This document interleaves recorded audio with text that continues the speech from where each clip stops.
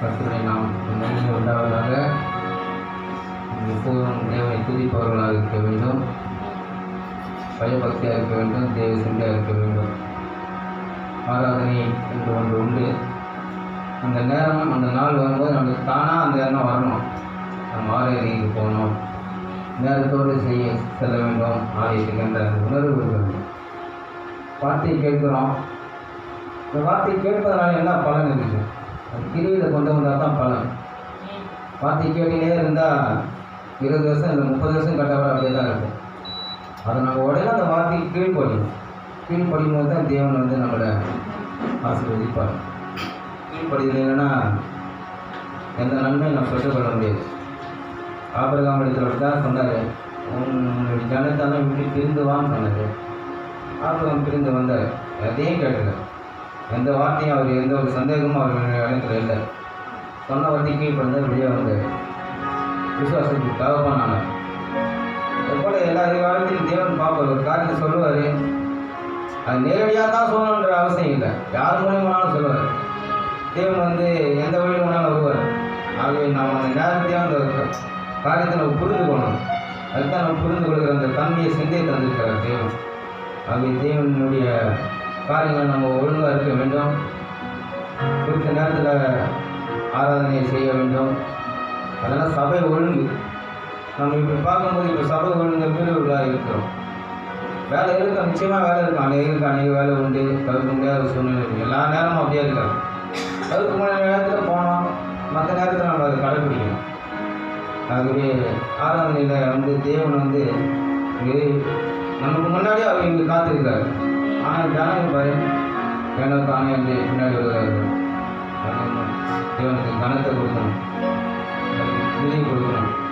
எல்லாவற்றையும் தேவனை நம்ம முன்பாக வைக்கணும். அவரே முதன்மை ஆனவர். மற்றபடி நம்மலாம் அதுக்கப்புறம் தான். ஆகவே நம்முடைய ஜீவியம் மற்றவர்களுக்கு ஒரு முன்மாதிரியாக இருக்க வேண்டும். நம்ம எப்படி வாழணுமோ அப்படி தான் நம்முடைய குடும்பம் இருக்கும். ஆகவே வார்த்தை கேட்டு நாம் சரி செய்து கொள்வதற்கு தான் தேவனுடைய ஆலயத்துக்கு வருகிறோம். பரிசுத்த ஆவியானவர் வார்த்தையை பேசுகிறார். அந்த வார்த்தைக்கு கீழ்ப்படிய வேண்டியவர்களாக இருக்கிறோம். தாய் தகவனுடைய ஜீவியம் பிள்ளைகளுக்கு அது பாதிப்பை கொண்டு வரணும். அப்படிப்பட்ட ஒரு தீமை செய்யணும். ஆபிரகாம் லிங்கன் சொல்லிட்டு நம்ம பார்க்குறோம். அமெரிக்கன் தேசத்தில் அவர் அதிபராக இருந்தார். அவருடைய ஜீவியம் அவருக்கு அந்த பெற்றோருடைய ஜீவியம் அவருக்கு பாதிப்பு உண்டு பண்ணுது. எப்படின்னா அவர் பெரிய ஒரு அதிபராக வர்றாரு. அவர் சொல்கிறார், நான் யாருக்காவது புகழை செலுத்த வேணும்னால் என்னுடைய தாயாருக்காக செலுத்த வேண்டும். அவருடைய வாழ்க்கை தான் எனக்கு ஒரு பாதிப்பை கொண்டு வந்ததுன்னு சொல்கிறார். என்னவென்றால் அவருடைய சிறு பிள்ளையிலிருந்து அவர் கிறிஸ்துவின் பக்கம் திருப்பினாராம். அவர் தாயார் அது ரட்சிக்க முடியாது, ரட்சிகராக ஏற்றுக்கொள்ள முடியாது செய்தது. இப்படியாக அவர் அப்படியாக கிறிஸ்துவ ஜீவிதத்தில் வளர்ந்ததுனால அவர் எவ்வளோ உயர்த்தப்பட்டால் எவ்வளோ ஆசிரியப்பட்டிருக்கிறார். அதுபோல் நம்முடைய ஜீவியம் பிள்ளைகளுக்கு ஒரு பாதிப்பு கொண்டு வரணும். நல்ல ஒரு ஜீவிதத்தில் நடத்தணும். அப்போ தான் அவங்க ஒழுங்கில் வளருவார்கள். பிள்ளையாளர்களை நடத்த வேண்டிய வழியில் நம்ம நடத்தும் போது தான் முதல் வயதில் அதை விட்டு விடாது இருப்பான் என்று வேதம் சொல்லுகிறது. ஆகவே நாம் ஜீவியம் மற்ற ஒரு பாதிப்பை கொண்டு வரணும். உசியா ராஜாவை நம்ம பார்க்கணும். அவருடைய சிறு வயதில் அவருடைய ஜீவம் அவ்வளோ அருமையானதாக இருந்தது. ஏன்னா அந்த உசியா ராஜா கிறிஸ்து நல்ல ஒரு தாய் தகவனால் வளர்க்கப்பட்டார்.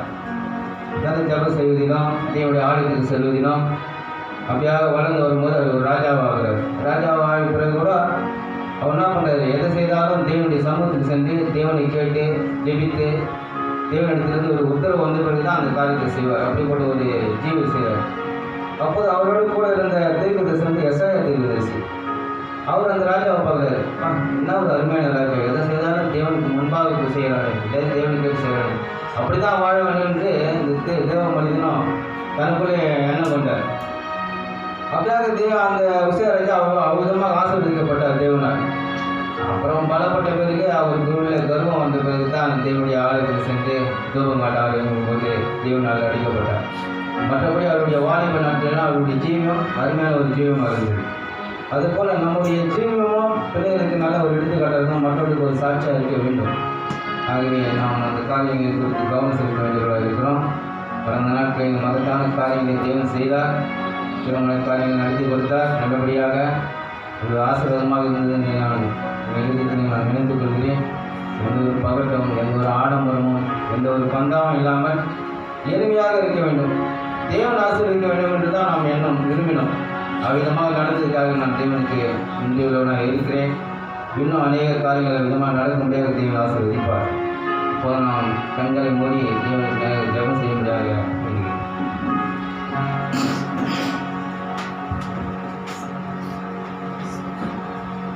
ஹல்லேலூயா. கர்த்தாவே ஸ்தோத்திரம் ஆண்டவரே, நேற்றும் இன்றும் மீண்டும் ஆராதனை நன்றி தகப்பனே, நன்றோடு துதிக்கிறேன் கர்த்தாவே. இம்மட்டமாக ஆண்டவரே என்று சமூகத்தில் வந்ததுக்காக நன்றி செலுத்துகிறேன் ஆண்டவரே. இதே கர்த்தாவை கூடி சேர்ந்த சகோதர சகோதரிக்காக நன்றி செலுத்துகிறேன். இன்னும் யாரெல்லாம் வந்து நாமத்தை மகிமைப்படுத்த வேண்டும் என்று சுத்தம் கொண்டிருக்கிறீர்களோ அவர்களை கொண்டு வந்து நாமத்தை மகிமைப்படுத்தும் ஆண்டவரே. இந்த ஆராதனை ஆசீர்வதித்து தாருங்க ஆண்டவரே. துவக்கு முதல் முடியும் மட்டும் ஒரு பிரசன்னம் நெருங்கி ஒவ்வொரு அபிஷேகிக்கும் ஆண்டவரே. பாடல், இசை, ஜபம் யாவும் நாமத்தின் மகிமை கொண்டு வரட்டும் கர்த்தாவே. இதே ஆண்டவரே, வார்த்தையானது வளமையாக புறப்பட்டு வரட்டும் ஆண்டவரே. வார்த்தை எங்கள் தலைக்கு மேல் சொல்லாமல் ஆத்மாவுக்கு சென்று ஆண்டவரே அது 100 தனியாக பலன் தெரியும் மொழியாக கிருபை செய்யுங்க ஆண்டவரே. இந்த வார்த்தையை கேட்கிறவர்கள் ஆண்டவரே, கேட்கிறவர்கள் இல்லாமல் அதை எங்களுடைய ஜீவிதத்தில் கை கொண்டு அதுபடி வாழ்கிறவர்களாக இருக்க எங்களுக்கு உதவி செய்யும் ஆண்டவரே. ஆமாத்தாவே, உங்களுடைய வார்த்தைக்கு முன்பாக எங்களை தாழ்த்துக்கிறோம் ஆண்டவரே. ஆமாண்டவரே, எங்களிடத்தில் இருக்கிற பெருமை இருந்தால் நீக்கப்படுங்க ஆண்டவரே. ஆமாண்டவர் மேட்டியம் இருந்தால் நீக்கப்படும் ஆண்டவரே. பொறாமல் இருந்தால் எடுத்து போடுங்க ஆண்டவரே. இதாண்டவரே, விபச்சாரம், வேசிதானம், காம இச்சைகள் போன்ற காரியங்கள் எது இருந்தாலும் ஆண்டவரே அதெல்லாம் நீக்கி போடுங்க ஆண்டவரே. இதாண்டவர் ஆவியின் கண்களால் எங்கள் விருப்பம் ஆண்டவரே. கிறிஸ்துவின் அன்பினால் எங்கள் விருப்பம் ஆண்டவரே. துரு இச்சை இருந்தால் அதை நீக்கி போடும் ஆண்டவரே.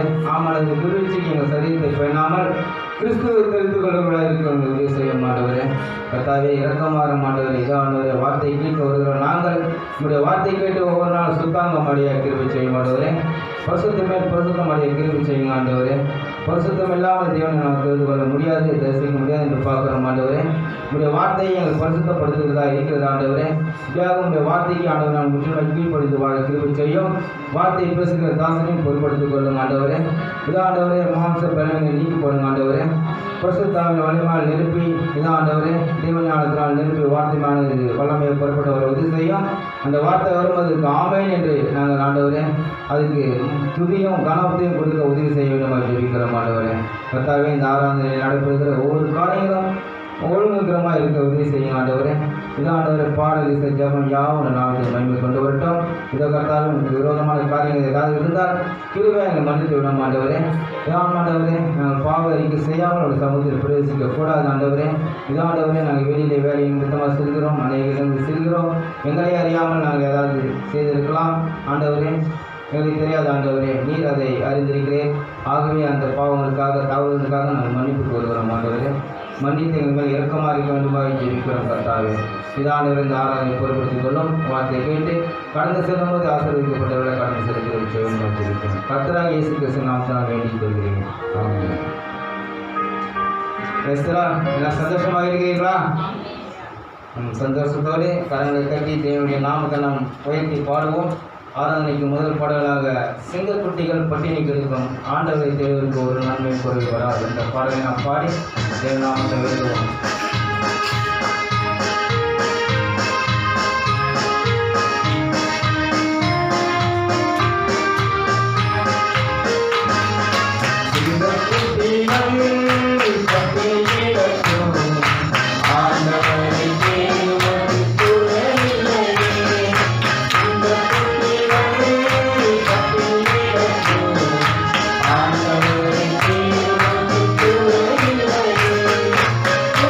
Hallelujah.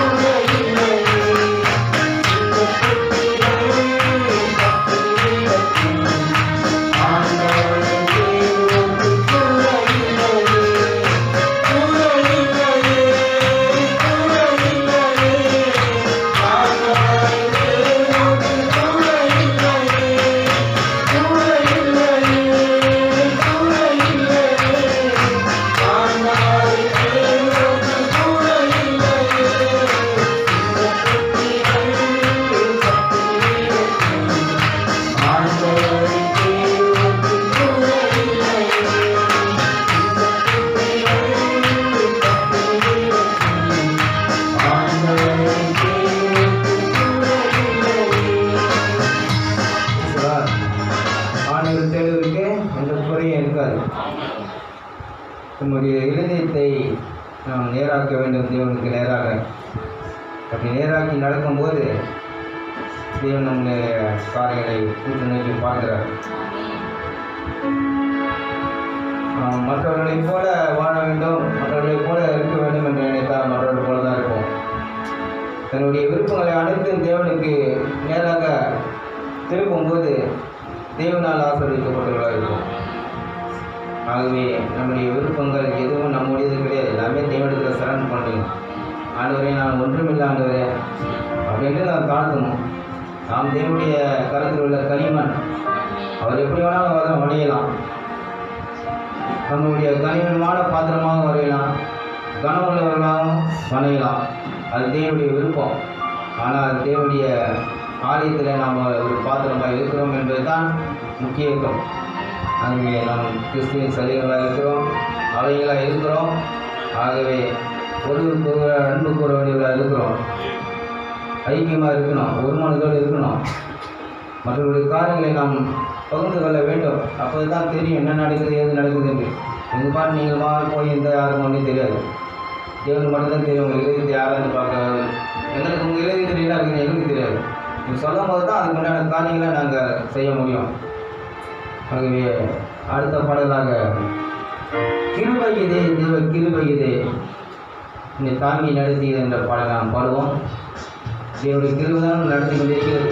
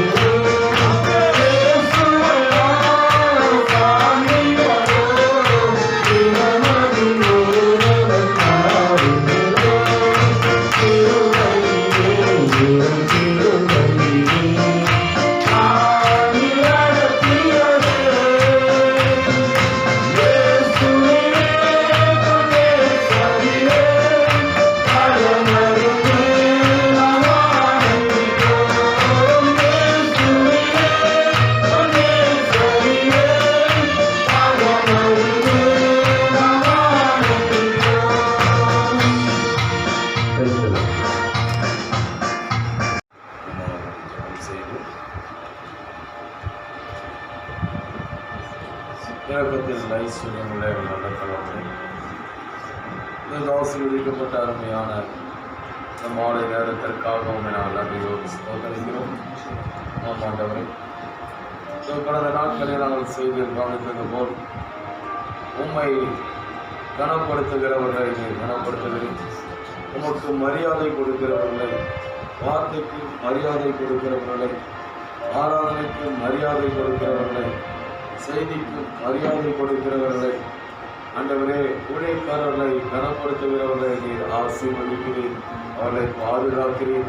ஆம் ஆண்டவரே, ஆண்டவரே மரியாதை கொடுக்கிறவர்கள் மேல் கரடி வருவது இல்லை. ஆண்டவரே, ஆண்டவரே நீர் அவர்களை கர்த்தாவே உன்னதத்திலே வைத்து ஆண்டவரே நித்திய ஜீவனுக்கு பங்குள்ளவர்களாய் மாற்றுகிறேன். அப்படியாய் இருந்த நாளிலும் தகப்பனே உம்மை கனப்படுத்தும்படியாகவும் உம்முடைய வார்த்தையை கனப்படுத்தும்படியாகவும் ஆண்டவரே உம்மை கர்த்தாவை உயர்த்தும்படியாகவும் எங்கள் தேவனாய் கர்த்தர் எங்களுக்கு இரக்கம் பாராட்டினதற்காக உம்மை நான் நன்றியோடு ஸ்தோத்திரிக்கிறோம். தகப்பனே, ஆண்டவரே எங்களுடைய மாம்சம் மனசு விரும்புகிறபடி நாங்கள் ஜீவிக்காமல் எங்கள் தேவனாய் கர்த்தர் ஆண்டவரே நாங்கள் எப்படி இருக்க வேண்டும் என்று நீர் விரும்புகிறீரோ அப்படியாய் நாங்கள் ஜீவிக்கும்படியால் எங்கள் தேவனாய் கர்த்தர் எங்களுக்கு உதவி செய்தபடியால் ஆண்டவரே உண்மை நாங்கள் நன்றியோடு ஸ்தோத்திரிக்கிறோம். தகப்பனே, நன்றி ஆண்டவரே. இந்த நாளிலும் தகப்பனே நாங்கள் ஆண்டவரே உண்மை ஆராதிக்கும்படியாகவும் மறுபடியும் உம்முடைய சமூகத்தில் நாங்கள் ஒன்று கூடி ஆண்டவரே உண்மை நாங்கள் உயர்த்தும்படியாகவும் எங்கள் தேவனாய் கர்த்தர் எங்களுக்கு இந்த அருமையான ஒரு நேரத்தை கொடுத்ததற்காக உண்மை நாங்கள் நன்றியோடு ஸ்தோத்திரிக்கிறோம். தகப்பனே, இந்த ஆராதனை ஆண்டவரே ஆசீர்வதித்து தாரும். இந்த ஆராதனையிலும் எங்கள் தேவனாய் கர்த்தர் எங்களோடு இடைப்படும்படியாகவும் எங்களை கர்த்தாவே ஆவிக்குரிய ஜீவியத்தில் அதிகமாய் வளர்க்கும்படியாகவும் இந்த நேரத்தில் நாங்கள் சொல்லிக்கிறோம். தகப்பனே, இந்த ஆராதனையை பொறுப்பேற்றுக் கொள்ளும். யாரெல்லாம் இந்த நேரத்தில் உங்களுடைய சமூகத்தில் வந்து உங்களுடைய வார்த்தைகளை கேட்டு ஆண்டவரே ஆவிக்குரிய ஜீவியத்தில் இன்னும் அதிகமாய் வளர நீர் கிருபை பாராட்டினீரோ அவர்களை கொண்டு வரும்படியாய் நேரத்தில் நாங்கள் ஜெபிக்கிறோம். தகப்பனே, இம்மட்டும் நீ செய்த நன்மைகளுக்காக உமக்கு நன்றி.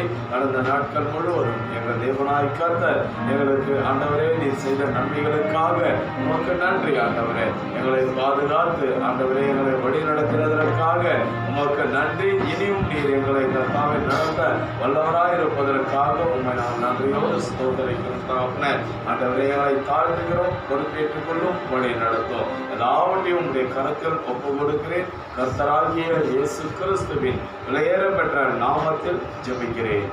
ஆமென். வேதத்தின் ஒரு பகுதியை வாசிக்கிறோம்.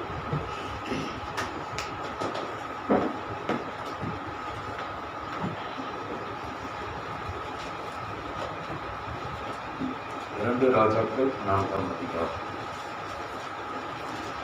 2 ராஜாக்கள் 4ஆம் அதிகாரம்.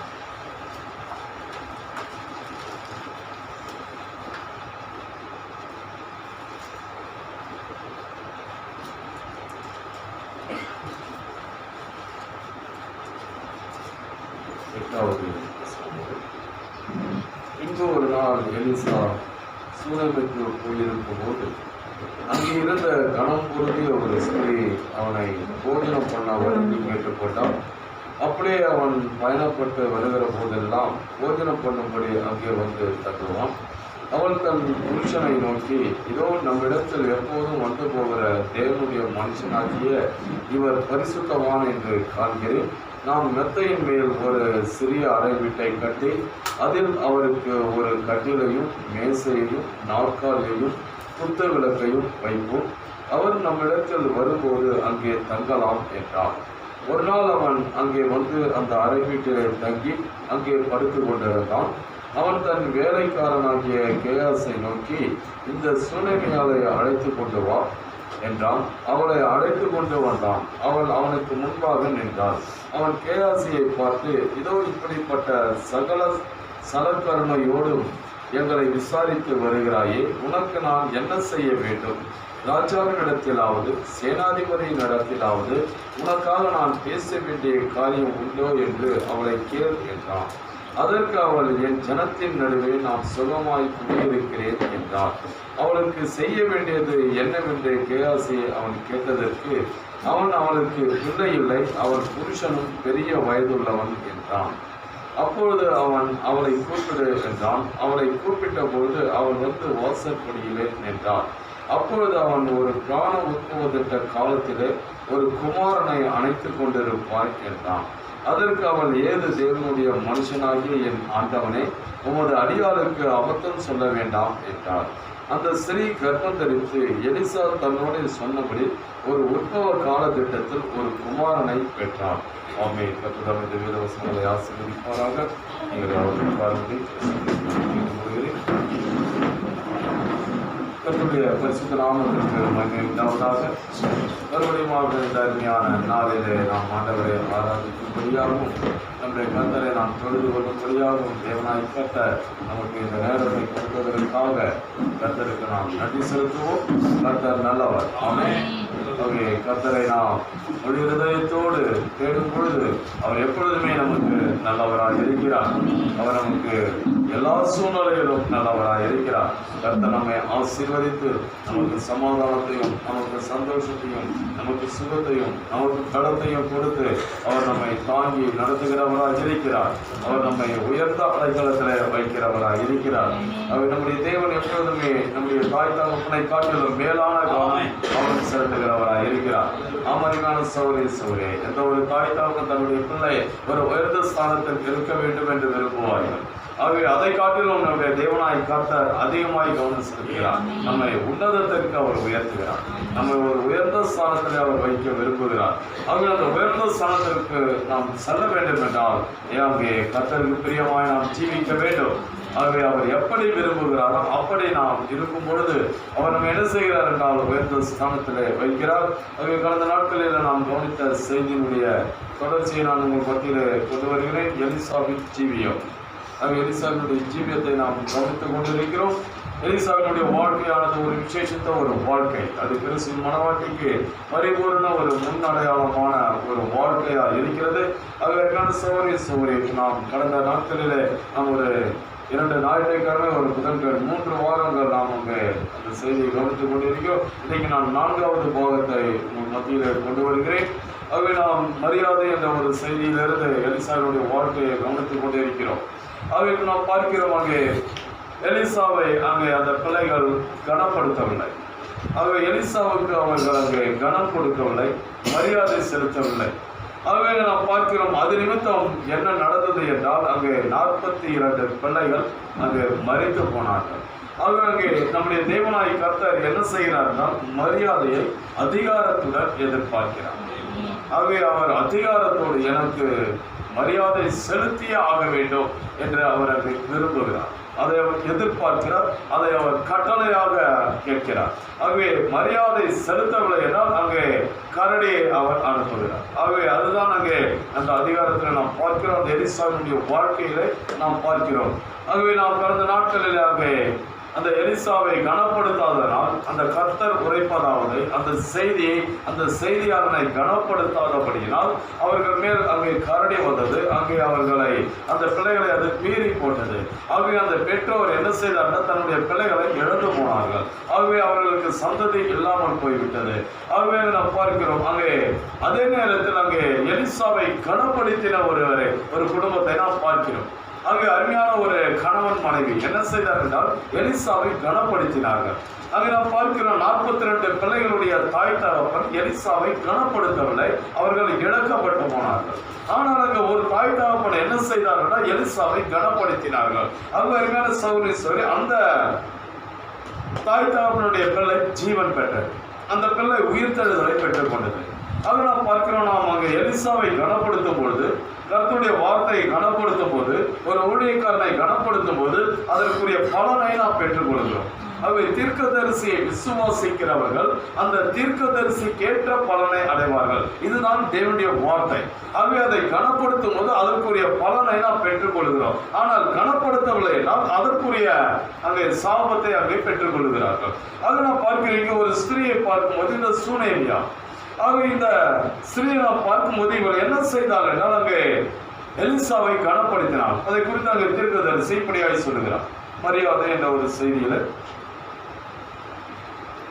136வது பேராவிலிருந்து நான் வாசிக்கிறேன். இந்த ஸ்திரீ இவன் பரிசுத்தவான் என்று கண்டான். வேதம் கண்டான் என்பதாக வேதம் கூறுகிறது. ஏதோ ஒன்று நடந்து கொண்டிருக்கிறது என்பதை அவள் கண்டு கொண்டான். அவன் யார் என்றும் அவள் அறிந்து கொண்டு அவன் தேவனிடத்திலிருந்து வந்த பரிசுத்தவான் என்பதை கண்டு கொண்டான். எசபேல் எலியாவை அவமதித்தது போல் இவள் இவனை அவமதிக்காமல் இவனுக்கு மரியாதை செலுத்தினான். அவள் தன் கணவனை நோக்கி, நமக்கு இதை செய்ய முடியும், இங்கு இவருக்கு ஒரு சிறிய அறை வீட்டை கட்டித்தரலாம் என்று உம்மை கேட்டுக்கொள்கிறேன். அவள் என்ன செய்தார் என்றால், அங்கு எலிசாவை கனப்படுத்த விரும்பினார். அவள் கணவனத்தில் கேட்கிறார், இவருக்கு ஒரு அறை வீட்டை நாம் கட்டி கொடுத்தால் என்ன? அவள் நமக்கு நல்ல ஒரு வீடு இருக்குது, அவள் இந்த வீட்டுக்கு மேல அந்த மனுஷனுக்கு ஒரு அறை வீட்டை கட்டி கொடுக்கலாமேன்னு கேட்கிறான். பாருங்க, அவர் தங்கி இளைப்பாற ஒரு சிறு வீட்டை நாம் கட்டித்தரலாம், தருவோம். வீடு கட்டும் கான்ட்ராக்டரை நாம் வரவழைப்போம். அவருக்கு ஒரு சிறு இடத்தை அங்கே கட்டி தருவோம். ஏனெனில் அவர் கொண்டுள்ள ஆவியின் மூலம் அவர் பரிசுத்தவான் என்று காண்கிறேன், அவர் தேவனுடைய மனுஷன் என்றார். ஓ, என்ன ஒரு வித்தியாசம்! ஆக அங்கே தேவனுடைய வார்த்தையை, அந்த ஆவியை அவள் என்ன செய்தாள் என்றால் கனப்படுத்தினாள். அதுவரை சகோதரி செய்தியை நாம் கனப்படுத்துவோம் என்றால் தேவன் நம்மை ஆசீர்வதிப்பார். ஆக அந்த ஸ்திரீயை தேவன் ஆசீர்வதித்தார். பாருங்க, அவருடைய கணவர் ஒப்புக்கொண்டார். பாருங்க, என்ன ஒரு அருமையான ஒரு குடும்பம். கணவனும் மனைவியும் இணைந்து வார்த்தையை கனப்படுத்துகிறார்.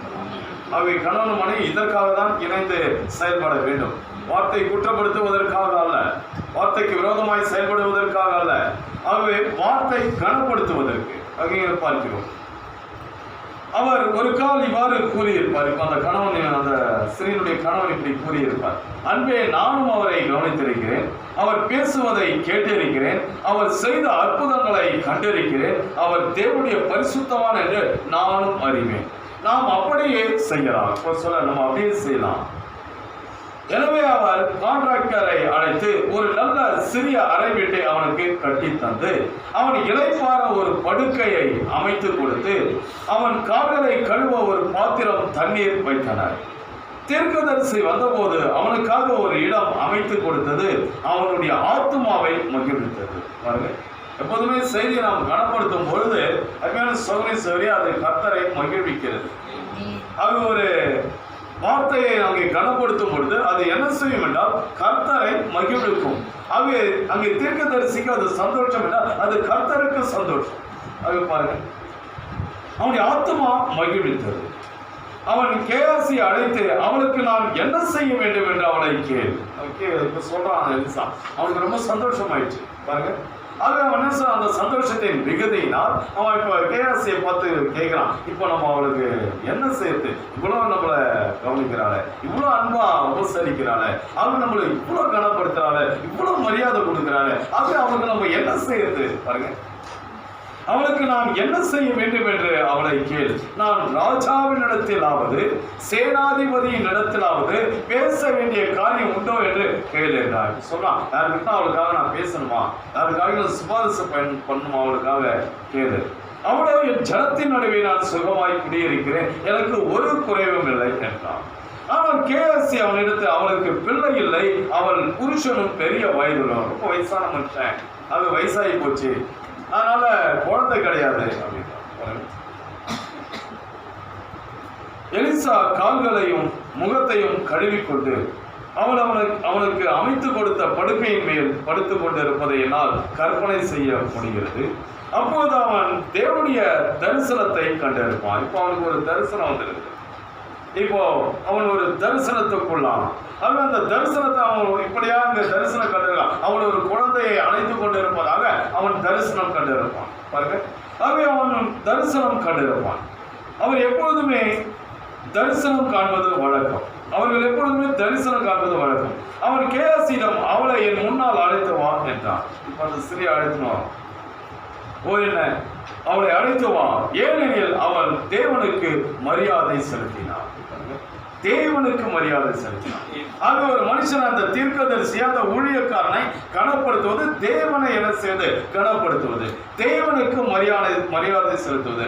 அவை அவள் மரியாதை செலுத்தினான். இங்கு வரும்படி அவளை கூப்பிடு. பாருங்க, நம்ம ஆண்டவரை கனப்படுத்தும் போது கர்த்தர் நம்மை அழைப்பார், கர்த்தர் நம்மை உயர்த்துவார், கர்த்தர் நம்மை ஆசீர்வதிப்பார், கர்த்தர் நம்மை பழகி பெருக செய்வார். ஆமா, அவன் வாசற்படியில் நின்றபோது அவன் கர்த்தர் உரைக்கிறதாவது, அடுத்த வருடம் இதே நேரத்தில் நீ ஒரு குழந்தையை பெறுவாய் என்றான். அவன் கூறினபடியே அடுத்த வருடம் அதே நேரத்தில் அவளுக்கு ஒரு குழந்தை பிறந்தது. கர்த்தருடைய வார்த்தை ஒரு நாளும் மாறா. கர்த்தரை நாம் கனப்படுத்துவோம் என்றால், செய்தியை கனப்படுத்துவோம் என்றால், செய்தியாளர்களை கனப்படுத்துவோம் என்றால், தீர்க்கதரிசியை கனப்படுத்துவோம் என்றால், ஐயா கர்த்தர் நம்முடைய குறைவை நிறைவாக்குவார், கர்த்தர் நம்மை ஆசீர்வதிப்பார். அவர் நேற்றும் என்றும் என்றும் மாறார். அந்த எலிசாவினுடைய வாழ்க்கையிலே ஐயா இவ்விதமான காரியத்தை கர்த்தர் அனுமதித்தார் என்றால், அதே விதமாக ஐயா இந்த எலியாவினுடைய வாழ்க்கையில தீர்க்கதரிசியினுடைய ஐயா இந்த காலகட்டத்தில் ஐயா நம்முடைய வாழ்க்கையில நாம் அதை கனப்படுத்தும் பொழுது, அவரை கனப்படுத்தும் போது, செய்தியை கனப்படுத்தும் பொழுது அதே ஆசீர்வாதத்தை கர்த்தர் நமக்கும் கட்டளையிட வல்லவராய் இருக்கிறார். நம்முடைய குறைவையும் ஆண்டவர் நிறைவாக்குவார். ஆமாங்க, புரிந்து கொள்வது சரி. இப்ப குழந்தை பிறந்துச்சு, இப்ப பிள்ளை நல்லா வளர்ந்துச்சு, அதன் பின்பு சாத்தான் கிரியை செய்யலாம். சாத்தான் எப்பவுமே நம்மளை கவனிச்சுக்கிட்டே தான், நம்மளுக்கு விரோதமா செயல்பட்டுக்கிட்டே தான் பாருங்க. அவன் எப்பவுமே ஓய மாட்டான். இந்த உலகம் இருக்கிற வரைக்கும் அவன் நமக்கு போராட்டத்தை கொடுத்துக்கிட்டே தான் இருப்பான். அதன் பின்பு சாத்தான் கிரியை செய்தான். பையனுக்கு ஏறக்குறைய 12 வயதான போது அவனுடைய தகப்பனார் ஒரு நாள் அவனை வயலுக்கு அனுப்பினார். அப்பொழுது சாத்தான் இவனை ஒழித்து விடுகிறேன் என்று சொல்லி அவனுக்கு சூரிய வெப்ப தாக்குதல் உண்டாகும்படி செய்தான். இப்ப நல்ல உச்சி வெயில், அவன் என்ன செய்தான்? அந்த சூரியன்ல நுழைஞ்சு, அவன் அந்த அக்னியில நுழைஞ்சு, அந்த வெயில்ல நுழைஞ்சு அந்த குழந்தைய பாருங்க, அவன் தன் தாயின் மடியில் மறித்து போனான். அதன் பிறகு அந்த வரலாறு நம்மளுக்கு தெரியும். அந்த பிள்ளை தாயின் இடத்துல அனுப்புறாரு தகப்பனார். அதன் பிறகு அந்த பிள்ளை மறித்து போகுது. பாருங்க, அவள் அதனால் சோர்ந்து போனாராம். பாருங்க, தீர்க்கதரிசி விசுவாசிக்கிறவர்கள் ஒரு நாளும் சோர்ந்து போவது இல்லை. செய்தி விசுவாசிக்கிறவர்கள் சோர்ந்து போவது இல்லை. கர்த்தர் உரைப்பதாவது விசுவாசிக்கிறவர்கள் வாழ்க்கையில ஐயா மரணம் வந்தாலும் சரி, ஐயா எவ்வளவு தோல்வி வந்தாலும் சரி, எவ்வளவு இழப்பு வந்தாலும் சரி, அவர்கள் சோர்ந்து போவதே இல்லை. எந்த சூழ்நிலையும் மனரம்பியமா இருப்பார் போலதான் சொல்றாரு. நாம் மனரம்பியமா இருக்க கற்றுக்கொண்டேன். அது உயர்வா இருந்தாலும் சரி, தாழ்வா இருந்தாலும் சரி, அவங்க எந்த சூழ்நிலையில போல் மனரம்பியமா இருந்தான். அவங்க நான் பார்க்கிறோம், செய்தியை விசுவாசிக்கிறவர்கள் எந்த சூழ்நிலையிலும் மனம் பதற மாட்டாங்க, மனரம்பியமா இருப்பாங்க. பாருங்க, ஆக இப்ப இந்த ஸ்திரீ என்ன செய்தாங்கன்னா, அவன் சோர்ந்து போகவில்லை. என் பிள்ளை செத்து போச்சு, கர்த்தர் கொடுத்த பிள்ளையாச்சு, அதனால அவன் சோர்ந்து போகல. பாருங்க, இல்ல ஐயா, அவள் கழுதையின் மேல் சேலம் வைத்து ஏறி தன் வேலைக்காரன் எங்கு நிற்காமல் கர்மேல் பர்வதம் வரைக்கும் போ. அன்று ஒரு நாள் அவரை நான் அங்கு கண்டதுண்டு. அந்த கர்மேல் பர்வதத்துல நான் எலிசாவை பார்த்திருக்கிறேன். ஆகவே இப்ப அவர் அங்கதான் இருக்கிறாரு. ஆகவே அங்க போய் என்ன பார்த்தீர்களா? அதுதான் மரியாதை அளித்தார், அதுதான் மரியாதை அளித்தார். பாருங்க, ஆக அந்த தீர்க்கதரிசியை கனப்படுத்தும் பொழுது அவன் இவரிடத்துல கர்த்தர் உரைப்பதாவது இருக்கிறது. ஆக கர்த்தருடைய வார்த்தை இருக்கிறது, இவன் மேல் அபிஷேகம் இருக்கிறது. அந்த வார்த்தையிடத்துல நான் செல்லும் பொழுது, அதை கனப்படுத்தும் பொழுது கர்த்தர் என்ன செய்கிறார் என்றால், ஐயா நமக்கு ஆசீர்வாதத்தை கொடுக்கிறார், சமாதானத்தை கொடுக்கிறார், சந்தோஷத்தை கொடுக்கிறார். ஆமாங்க, செய்தியை தேடினா சந்தோஷம் வரும். நம்ம செய்தியை தேடாம உலகத்தை தேடுவோம் என்றால், உலகத்துக்கு முக்கியத்துவம் கொடுப்போம் என்றால் சந்தோஷம் வராது. ஆமாங்க, எவ்வளவு கஷ்டங்கள், எவ்வளவு போராட்டங்கள், எவ்வளவு தொல்லைகள், எவ்வளவு உபத்திரங்கள் வந்தாலும் அதன் மத்தியில செய்தியை கனப்படுத்துவோம் என்றால் பின்வாங்கவே கூடாது. ஆவிக்குரிய ஜீவியத்துல ஒரு ஸ்டெப் முன்னாடி போயிட்டா அடுத்த ஸ்டெப் இன்னும் முன்னாடி தான் போகணும், பின்னாடி போகக்கூடாது. அப்படி பின்னாடி போவோம்னா வீணான வாழ்க்கை. ஆக இவன் என்ன செய்தார் என்றால் கர்த்தரை கனப்படுத்தினார். அவர் பின்னாடி போயிட்டா கர்த்தரை கனவீனப்படுத்தும், கர்த்தரை வெட்கப்படுத்தும். விசுவாச கரம் தட்டி சிரிப்பான். பத்தியா ஆண்டவர் சொல்லலாம், எவ்வளோ உத்தமமா இருக்கிறான் அப்படின்னு சொன்னான். பத்தியா இப்ப பத்தியா அவன் பின்வாங்க வச்சுட்டான் பாரு, அவனை பத்தியா மறுதளிக்க வச்சுட்டான் பாரு, அவனை பத்தியா இப்படி செஞ்சுட்டான் பாரு. பாருங்க, அவன் என்ன செய்கிறான், பின்னாடி போகும் பொழுது கர்த்தரை வெட்கப்படுத்துகிறான். பாருங்க, கர்த்தருக்கு மரியாதை கொடுக்கவில்லை. அருமையான சகோதர சகோதரிய, மரணமே வந்தாலும் கர்த்தருக்கு மரியாதை கொடுக்க வேண்டும். அப்படி கர்த்தருக்கு கனத்தை கொடுத்தால் மாத்திரமே ஐயா கர்த்தர் நம்முடைய வாழ்க்கையில அற்புதம் செய்ய முடியும், அதிசயம் செய்ய முடியும். கர்த்தருக்கு மரியாதை கொடுக்கவில்லை என்றால், முதலாவது தேவனுடைய ராஜ்யத்தை அவருடைய நீதியும் தேடவில்லை என்றால் கர்த்தர் நம்முடைய வாழ்க்கையில் இடைபட முடியாது. ஒரு முறை விழுந்துட்டோம் அப்படின்னாக்க அதுக்கப்புறம் என்ன பண்ணோம், திருப்பி ஃபர்ஸ்ட்ல இருந்து தான் வரணும். பாதிலிருந்து தொடர முடியாது. திருப்பி திருப்பி ஃபர்ஸ்ட் ஸ்டெப்ல இருந்து தான் வரணும். முதல்ல நீ ஞானஸ்தானம் எடுக்கிறப்ப எப்படியா அப்படிதான். இப்போ நான் வந்து பின்வாங்கிட்டேன், இப்போ திருப்பி நான் எங்கே அங்கிருந்து தொடர்றேன் அப்படின்னா தொடர முடியாது. அதான் ஒன்ஸ் லைனை விட்டு விலகிட்டேன்னா அதுக்கப்புறம் திருப்பி ஃபர்ஸ்ட்லேருந்து தான் வரும். அதுக்கப்புறம் எத்தனை முறை ஃபர்ஸ்ட்லேருந்து வரும் பாருங்க. அப்புறம் நம்ம ஓட்டத்தில் எங்கே இருக்கிறோம் கொஞ்சம் பாருங்க. அது வரைக்கும் சௌகரிய லைனாக விட்டு விலகவே கூடாது. எந்த சூழ்நிலை சரியாக போகணும். ஆமாம், அதுக்கான சௌகரிய அதான் நான் எப்படி சொல்றது, சாட்சி இல்லைனால் வீணான ஒரு வாழ்க்கை. ஆமாம், நம்ம நிறைய பேர் கவனிக்கிறாங்க. ஆமாம், நம்ம யாருக்குமே வந்து பார்த்தீங்கன்னா கேலி குத்தா மாறிடக்கூடாது. ஒரு சின்ன பிள்ளைகள் கூட நம்ம விருது சாட்சி கொடுக்கணும். அவ்விதமான ஒரு வாழ்க்கை இருந்தால் மட்டும்தான் நம்ம கர்த்தரை மதிக்கிறோம். அப்படி இல்லைன்னா மரியாதை கூட இல்லைன்னா ஆண்டவரை நம்ம வெட்கப்படுத்துறோம். நம்முடைய பிள்ளைகள் கேலி பண்ணக்கூடாது. நம்மளுடைய சுற்றி இருக்கிற ஜனங்க கேலி பண்ண இதெல்லாம் ஒரு விசுவாசியா அப்படி சொல்லக்கூடாது. அப்படி சொல்லிட்டோம்னா ஆண்டவரை நம்ம வெட்கப்படுத்தணும்.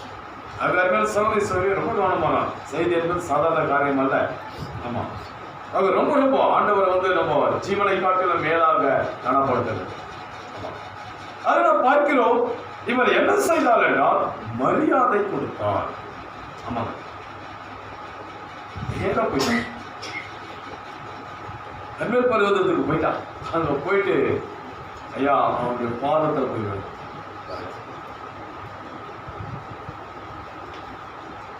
அதை பார்க்கிறோம். அருமையான சகோதரி அவளை என்ன செய்தாள் என்றால் அங்கே அந்த மனுஷனை தேடி சென்றாள்.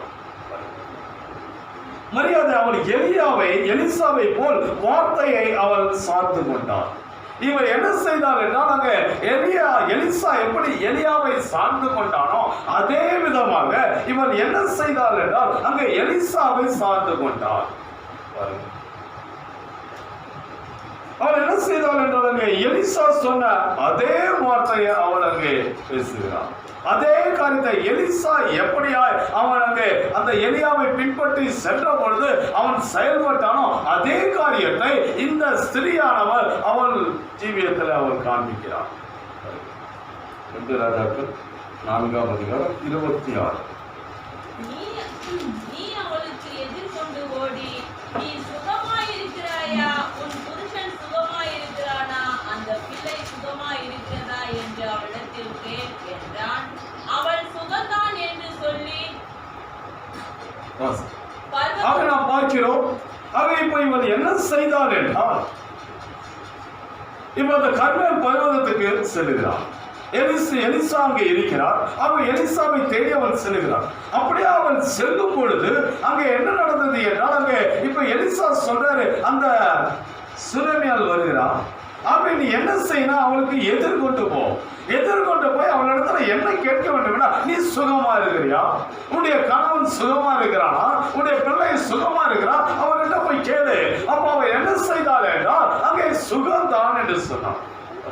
எலிசா என்ன வார்த்தையை சொன்னானோ அதே அடிப்படையில தான் இவன் பேசுறான். 2 ராஜாக்கள் 2ஆம் அதிகாரம் 3ஆவது வசனம். அப்பொழுது பெத்தேலிலிருந்து தீர்க்கதரிசிகளின் புத்திரர் எலிசாவினிடத்தில் வந்து, இன்றைக்கு கர்த்தர் உனக்கு தலைமையாய் இருக்கிற உன் எஜமானை உன்னை விட்டு எடுத்துக்கொள்வார் என்பது உனக்கு தெரியுமா என்றார்கள். அதை நாம் பார்க்கிறோம். அங்கே என்ன நடந்தது என்றால் அங்கே தீர்க்கதரிசிகள் புத்திரர் வந்து கேட்கிறாங்க, இன்றைக்கு உனக்கு தலைமையாய் இருக்கிற உன்னுடைய எஜமானை கர்த்தர் உன்னை விட்டு எடுத்துக்கொள்வார் தெரியுமா? அதுக்கு இவன் என்ன சொன்னா, எனக்கு தெரியும், நீங்க சும்மா இருங்கள். பாருங்க, இவன் ஒரு வார்த்தையை சொல்றான், எனக்கு தெரியும் சும்மா இருங்கள். பாருங்க, அதே அடிப்படையில தான் இவன் என்ன சொல்லுகிறான் என்றால், இந்த கேசி வந்து கேட்கிறான், அவங்ககிட்ட சொல்றான். அங்க எல்லாரும் சொல்லலாம், உங்கள்கிட்ட நான் எல்லா கருத்தும் சொல்ல வேண்டிய அவசியம் இல்லை. எலிசா அவங்ககிட்ட வந்து அங்க நேரத்தை செலவழிக்க வேண்டிய அவசியம் இல்லை. அந்த தீர்க்கதரிசியின் புத்திரர்களிடத்துல நேரத்தை செலவழிக்க வேண்டிய அவசியம் இல்லை.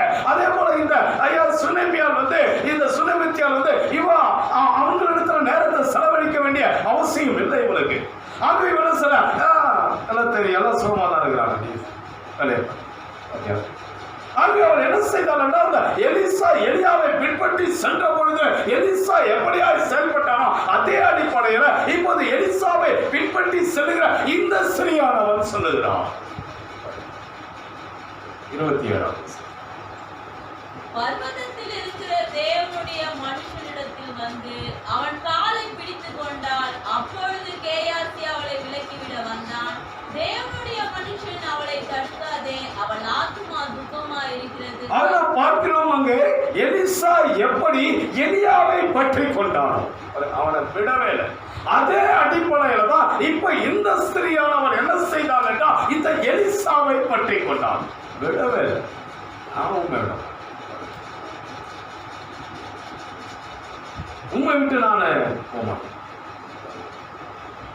29 அப்பொழுது அவன் கேயாசியை பார்த்து, நீ உன் இடையை கட்டிக்கொண்டு என் தடியை உன் கையிலே பிடித்துக் கொண்டு வழியிலே ஒருவனை சந்தித்தாலும் அவனை வினாவாமலும், உன்னை ஒருவன் வினவினாலும் அவனுக்கு மறுமொழி சொல்லாமலும் போய் என் தடியை அந்த பிள்ளையின் முகத்தின் மேல் வெய் என்றான். பிள்ளையின் தாயோ, நான் உம்மை விடுகிறது இல்லை என்று கர்த்தருடைய ஜீவனையும் உம்முடைய ஜீவனையும் கொண்டு சொல்றேன். இப்ப இவன் என்ன சொல்றான்னா, இப்ப இவன் சொன்ன கேசிட்ட நீ போயிட்டு அந்த பிள்ளை மேல இந்த தடியத்துல வைப்பான். ஆனா இவன் என்ன சொல்றானா, இல்ல நீ தான் எனக்கு தேவை, நான் உம்மை விடுகிறது இல்லை, உம்மை விடுகிறது என்று கர்த்தரின் ஜீவனையும் உம்முடைய ஜீவனையும் கொண்டு சொல்லுகிறேன் என்றான். எலிசா என்ன எலியா கிட்ட சொன்னா அதே ஸ்டேட்மெண்ட் தான். 2 ராஜாக்கள் 2ஆம் அதிகாரம் 4வது வசனம்.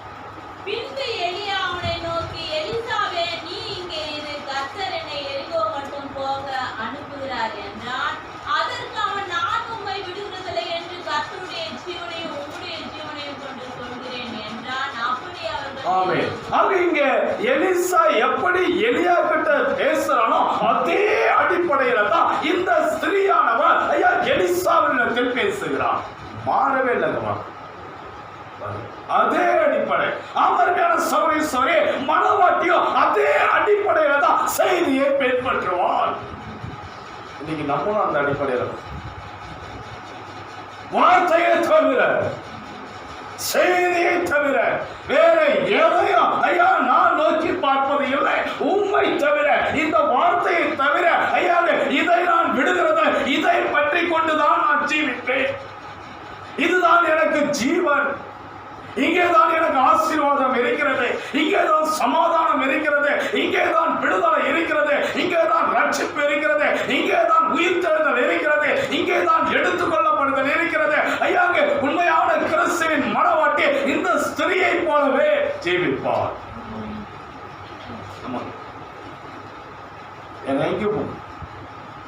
எனக்கு கேசி தேவை கிடையாது, எனக்கு உரைக்கப்பட்ட வார்த்தை, எனக்கு செய்தி தான் தேவை, எனக்கு தீர்க்கதரிசி தான் தேவை. ஏன்னா அந்த கேசி வந்து பார்த்தீங்கன்னா அவன் விழுந்து போனவன்.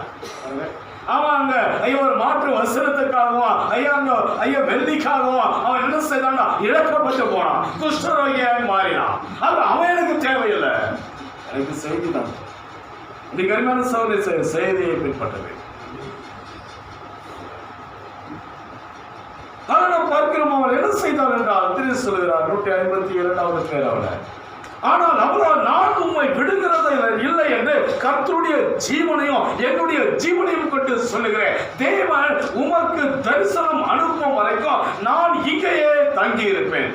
சொல்லலாம், கர்த்தர் உங்களுக்கு வந்து தரிசனம் கொடுக்கிற வரைக்கும் நான் இங்கேதான். ஏனென்றால் கர்த்தர்களுக்கு தரிசனம் கொடுத்ததுனாலதான் எனக்கு குழந்தை பிறந்தது.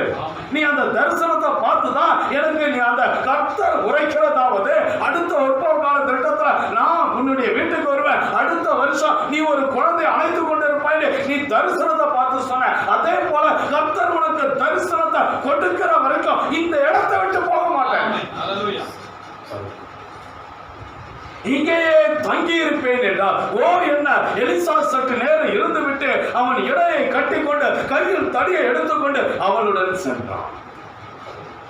நம்மோடு கூட கர்த்தர் உழைப்பதாவது தொடர்ந்து பிரயாணம். எந்த சூழ்நிலையிலும் கர்த்தர் உழைப்பதாவது நம்மை விட்டு விலகக்கூடாது, நம்மளும் அதை விட்டு விலகக்கூடாது. நம்மோடு கூடவே வார்த்தை பிரயாணம் செய்ய வேண்டும், வார்த்தையோடு கூட நாம் பிரயாணம் செய்ய வேண்டும். அவன் அந்த பையனை கிடத்தியிருந்த அறைக்குள் சென்றான். அந்த பையன் மரித்திருந்தான். இவன் அங்கும் இங்கும் உலாவினான். அந்த ஸ்திரீ பயபக்தியுடையவள்.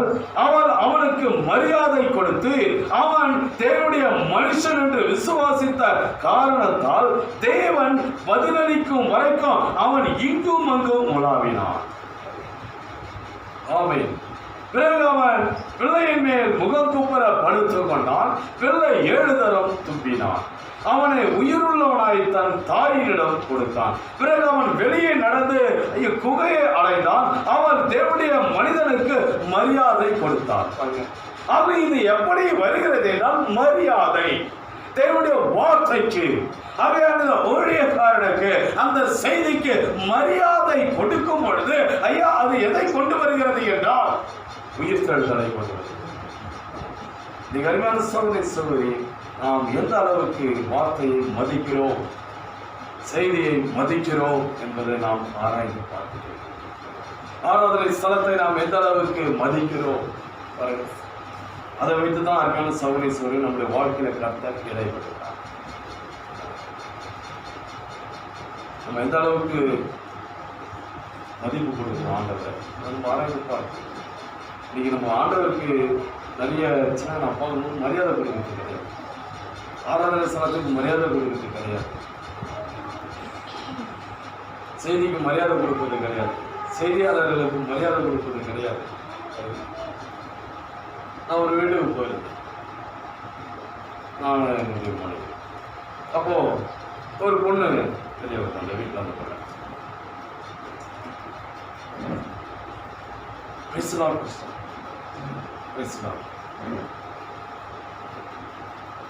அவன் பையன் வீட்டில் போய்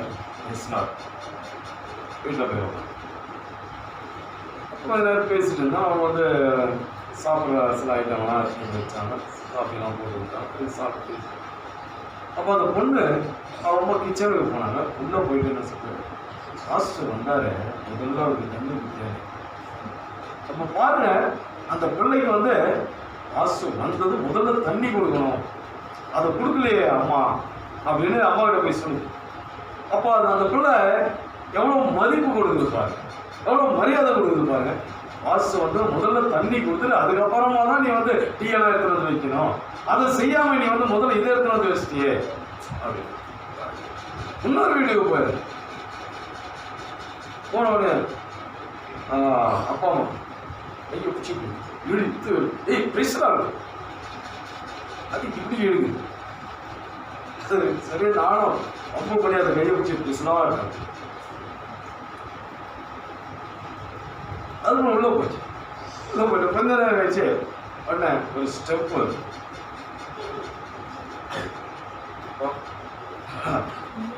கொஞ்ச நேரம் கழிச்சு ஒரு பேட்டு வருது, உள்ள வருது. அது எந்த வளப்படம் வளர்ந்துருக்கு பாரு. நான் இன்னும் கொஞ்ச நேரம் தான் மண்டியிலே போட்டு இருக்குது. அதுக்கப்புறம் எப்பா நான் கலப்புறப்பா அப்படி ஜெபம் பண்ணிட்டு உட்காந்து பாருங்க பிரஸ். இது என்னன்னா இந்த வித்தியாசத்தை பாருங்க. ஒரு பிள்ளை இப்படி வளர்க்கப்பட்டிருக்குது பாருங்க, இவ்வளோ கணத்தை கொடுக்குது, அதே வயசு தான், அதே ஏஜ் தான் பாருங்க. ஆனால் இன்னொரு பிள்ளை வந்து பார்த்தீங்கன்னா ஸ்டெப்பையும் பேட்டையும் எடுத்துட்டு வந்து கொடுத்துது பாருங்க. இது எப்படி எப்படி வளர்க்கப்பட்டிருக்கு பாருங்க.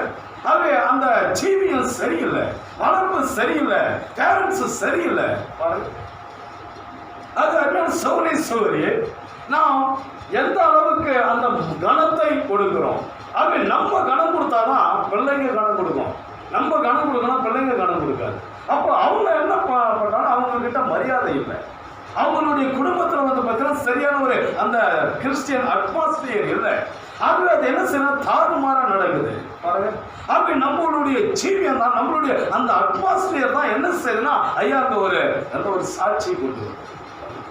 இப்போ ஒரு குடும்பத்தை குறித்து நம்ம சாட்சி கொடுக்குறோம், ஒரு குடும்பத்தை குறித்து இதுதான் இப்படி இருக்குது, இது எப்படி வளருமோ தெரியலையே, இன்னும் நாட்கள் சென்றா எப்படி இருக்குமோ தெரியலையே, நம்ம அப்படியா யோசிக்கிறோம் பாருங்க. அது அருமையான சௌரி அங்கே இந்த மரியாதை என்ன செய்யறது என்றால் ஐயா மிகப்பெரிய ஒரு சாட்சி கொண்டு வந்தது, ஒரு ஆசீர்வாதத்தை கொண்டு வந்தது. ஆமாங்க, நமக்கு ஒரு திருப்தியை கொண்டு வந்த, ஒரு சந்தோஷத்தை கொண்டு வந்தது. இப்போ அந்த பிள்ளை வந்து அம்மா வந்து சொல்றாங்க என்கிட்ட தண்ணி கொடுக்கல அப்படின்னு என்கிட்ட வந்து என்ன திட்டுறான் பாருங்க. இப்போ அதுக்கே நம்மளுக்கு ஒரு சந்தோஷம் பற்றி அந்த பிள்ளை எவ்வளோ அன்பா நேசிக்குது, எவ்வளோ மரியாதை கொடுக்குது, எவ்வளோ கனப்படுத்துது பாருங்க. இது வந்து நமக்கு வந்து ஒரு சந்தோஷத்தை கொடுக்குது. அதே போலதான் இந்த சுனேமியால் என்ன செய்தார்னா, சுனேமியால் என்ன செய்தார்னா அங்கே எலிசாவுக்கு அவன் ஒரு அரை வீட்டை கட்டி கொடுக்குறான் பாருங்க. இப்போ இவனுக்கு வந்து ரொம்ப சந்தோஷம் பாருங்க, அவனுடைய இருதயம் வந்து ரொம்ப குளிர்ந்து விட்டது. எனக்கு எவ்வளோ மரியாதை கொடுக்குறாங்க, என்னை எவ்வளோ கனப்படுத்துறாங்க பாருங்க. நான் ஒன்றுமில்லாத ஒரு சாதாரண ஒரு ஒழுக்க தலைவன், ஒரு ஒழுக்க தலைவன், நான் வந்து ஒரு நாடோடைய அப்படியே சுத்தி கொடுக்கிறவன், அது எனக்கு வந்து இவ்வளவு பெரிய ஒரு கணத்தை இவங்க கொடுக்குறாங்களே. இவங்க அழகான ஒரு வீட்டை கட்டி அதுல ஒரு கட்டளை போட்டு, ஒரு மேசையை போட்டு, ஒரு நாற்காலியை போட்டு, ஒரு குத்து விளக்க வச்சு அங்க எனக்கு எவ்வளவு காரியங்களை செய்யறாங்க, ஒரு பக்கெட்ல தண்ணியை வச்சு அங்க எவ்வளவு என்ன கனப்படுத்துறாங்க பாருங்க. அது ஒரு சந்தோஷத்தை கொடுக்கிறது. அருமையான சகோதரி சகோதரி, அங்கே நாம் வார்த்தை கனப்படுத்த வேண்டும், அது அந்த செய்தியை கனப்படுத்த வேண்டும். அந்த செய்தியாளர்களை கனப்படுத்த அது எதை கொண்டு வருதுன்னா நமக்கு ஆசீர்வாதத்தை கொண்டு வரும். இந்த அடிப்படையில் தாங்க தேவன் கிரியை செய்கிறார். ஆகவே மரியாதையை ஆண்டவர் என்ன செய்கிறார், அதிகாரத்துடன் எதிர்பார்க்கிறார் சொல்றாரு. அவர் தேவனுக்கு, தேவனுடைய மனிதனுக்கு மரியாதை கொடுத்தார். ஆமென். தேவன் மரியாதையை அதிகாரத்துடன் கேட்கிறார். அவர் தேவன் என்ன செய்கிறார் என்றால் அங்கே அந்த மரியாதையை அவர் அங்கே அதிகாரத்துடன் கேட்கிறார். அந்த அதிகாரத்தோட கேட்கிறார். அந்த மரியாதை கொடுத்தாதான் ஆசீர்வாதம், மரியாதை கொடுக்கவில்லை என்றால் ஆசீர்வாதம் இல்லை. ஏன்னா அவர் அதிகாரத்தோட கேட்கிறார். அதை நாம் பார்க்கிறோம். அங்கே இந்த ஸ்திரியானவர் என்ன செய்தார் என்றால் அந்த மரியாதை கொடுத்தபடியால் அங்கே உயிர் தெழுதல் வந்தது. அந்த பிள்ளை உயிர் தெழுந்தது. அந்த பிள்ளையானது ஐயா அது ஜீவன் மறுபடியும் பெற்றுக் கொண்டது. அமரியான சகோதரி சகோதரி, ஆனால் பார்க்கிறோம் மரியாதை கொடுக்காத அந்த 42 பிள்ளைகள் மரித்தது. அது நரகத்துக்கு சென்றது. அது துக்கத்துக்குள்ளே அந்த குடும்பம் சென்று விட்டது. ஆனால் இந்த குடும்பத்தை ஐயா பிசாசு தாக்கினாலும் அங்கே தேவனாய் கர்த்தர் என்ன செய்தார்னா ஐயா அந்த குடும்பத்தில் அவருடைய துக்க நாட்களை முடிவுக்கு கொண்டு வந்தார். அவர்களை ஆசீர்வதித்தார், அவர்களுக்கு சந்தோஷத்தை கொடுத்தார், அவர்களுக்கு சமாதானத்தை கொடுத்தார். அவர்களோடு கூட கர்த்தர் இருக்கிறார் என்பதை அவர் நிரூபித்து காண்பித்தார். அவர் நேற்று மீண்டும் என்று அமெரிக்கான சகோதரி சகோதரி அவை நாம் கனப்படுத்த வேண்டும். இது சில உதாரணங்களை கொடுக்கிறாரு.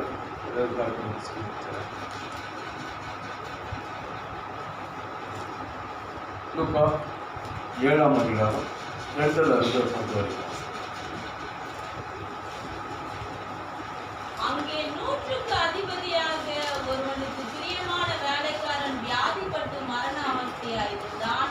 அவன் இயேசுவை குறித்து கேள்விப்பட்ட போது அவர் வந்து தன் வேலைக்காரனை குணமாக்க வேண்டும் என்று அவரை வேண்டிக் கொள்ளும்படி யூதருடைய மூப்பரை அவரிடத்தில் அனுப்பினான். அவர்கள் இயேசுவிடத்தில் வந்து அவரை கருத்தாய் வேண்டிக் கொண்டு, நீர் இந்த தயவு செய்கிறதற்கு அவன் பாத்திரனாய் இருக்கிறான், அவன் நம்முடைய ஜனத்தை நேசிக்கிறான், நமக்கு ஒரு ஜெப ஆலயத்தையும் கட்டினான் என்றார்கள். அப்பொழுது இயேசு அவர்களுடனே கூட போனார். வீட்டுக்கு சமீபமான போது 100க்கு அதிபதி தன் சிநேகிதரை நோக்கி, நீங்கள் அவரிடத்தில் போய், ஆண்டவரே நீர் வருத்தப்பட வேண்டாம், நீர் என் வீட்டு வாசலுக்குள் பிரவேசிக்க நான் பாத்திரன் அல்ல, நான் உம்மிடத்தில் வரவும் என்னை பாத்திரனாக எண்ணவில்லை, ஒரு வார்த்தை மாத்திரம் சொல்லுங்கள். நீ வீட்டில் வாசித்துக் கொள்ளுங்க. அவர் திரு சொல்கிறார் 177வது பேராவது நீங்கள் வாசிக்கிறீர்கள். திரு அதை குறித்து சொல்கிறார். ஒரு காலத்தில் ரோமன் ஒருவன் இருந்தான். அவன் மிகவும் பெரியவன். இவன் யாருன்னா ரொம்ப பெரிய மனுஷன். அவன் யூதர்களை நேசித்தான். இவன் யாருன்னா யூதர்களை நேசித்தான். ஆமாம் செய்தி விசுவாசிக்கிறவர்களை நாம் நேசிக்க வேண்டும். இது கிறிஸ்தவர்களுடைய ஒரு ஜீவி. ஆமாங்க, கிறிஸ்தவரிடத்தில் காணப்படுகிற ஒரு தெய்வீகமான ஒரு காரியம். ஆகவே செய்தியை விசுவாசிக்கிறவர்களை நாம் நேசிக்க வேண்டும். செய்தியை விசுவாசிக்கிறவர்களுக்காக நாம் வாழப்பட வேண்டும். அது தெரிந்தவர்களாக இருந்தாலும் சரி, தெரியாதவர்களாக இருந்தாலும் சரி, இந்த செய்தியை விசுவாசிப்பார்கள் என்றால் அவர்களுக்காக ஐயா நாம் நம்முடைய நேரத்தை, நம்முடைய பணத்தை, நம்முடைய ஐயா பலத்தை செலவழிக்க வேண்டும்.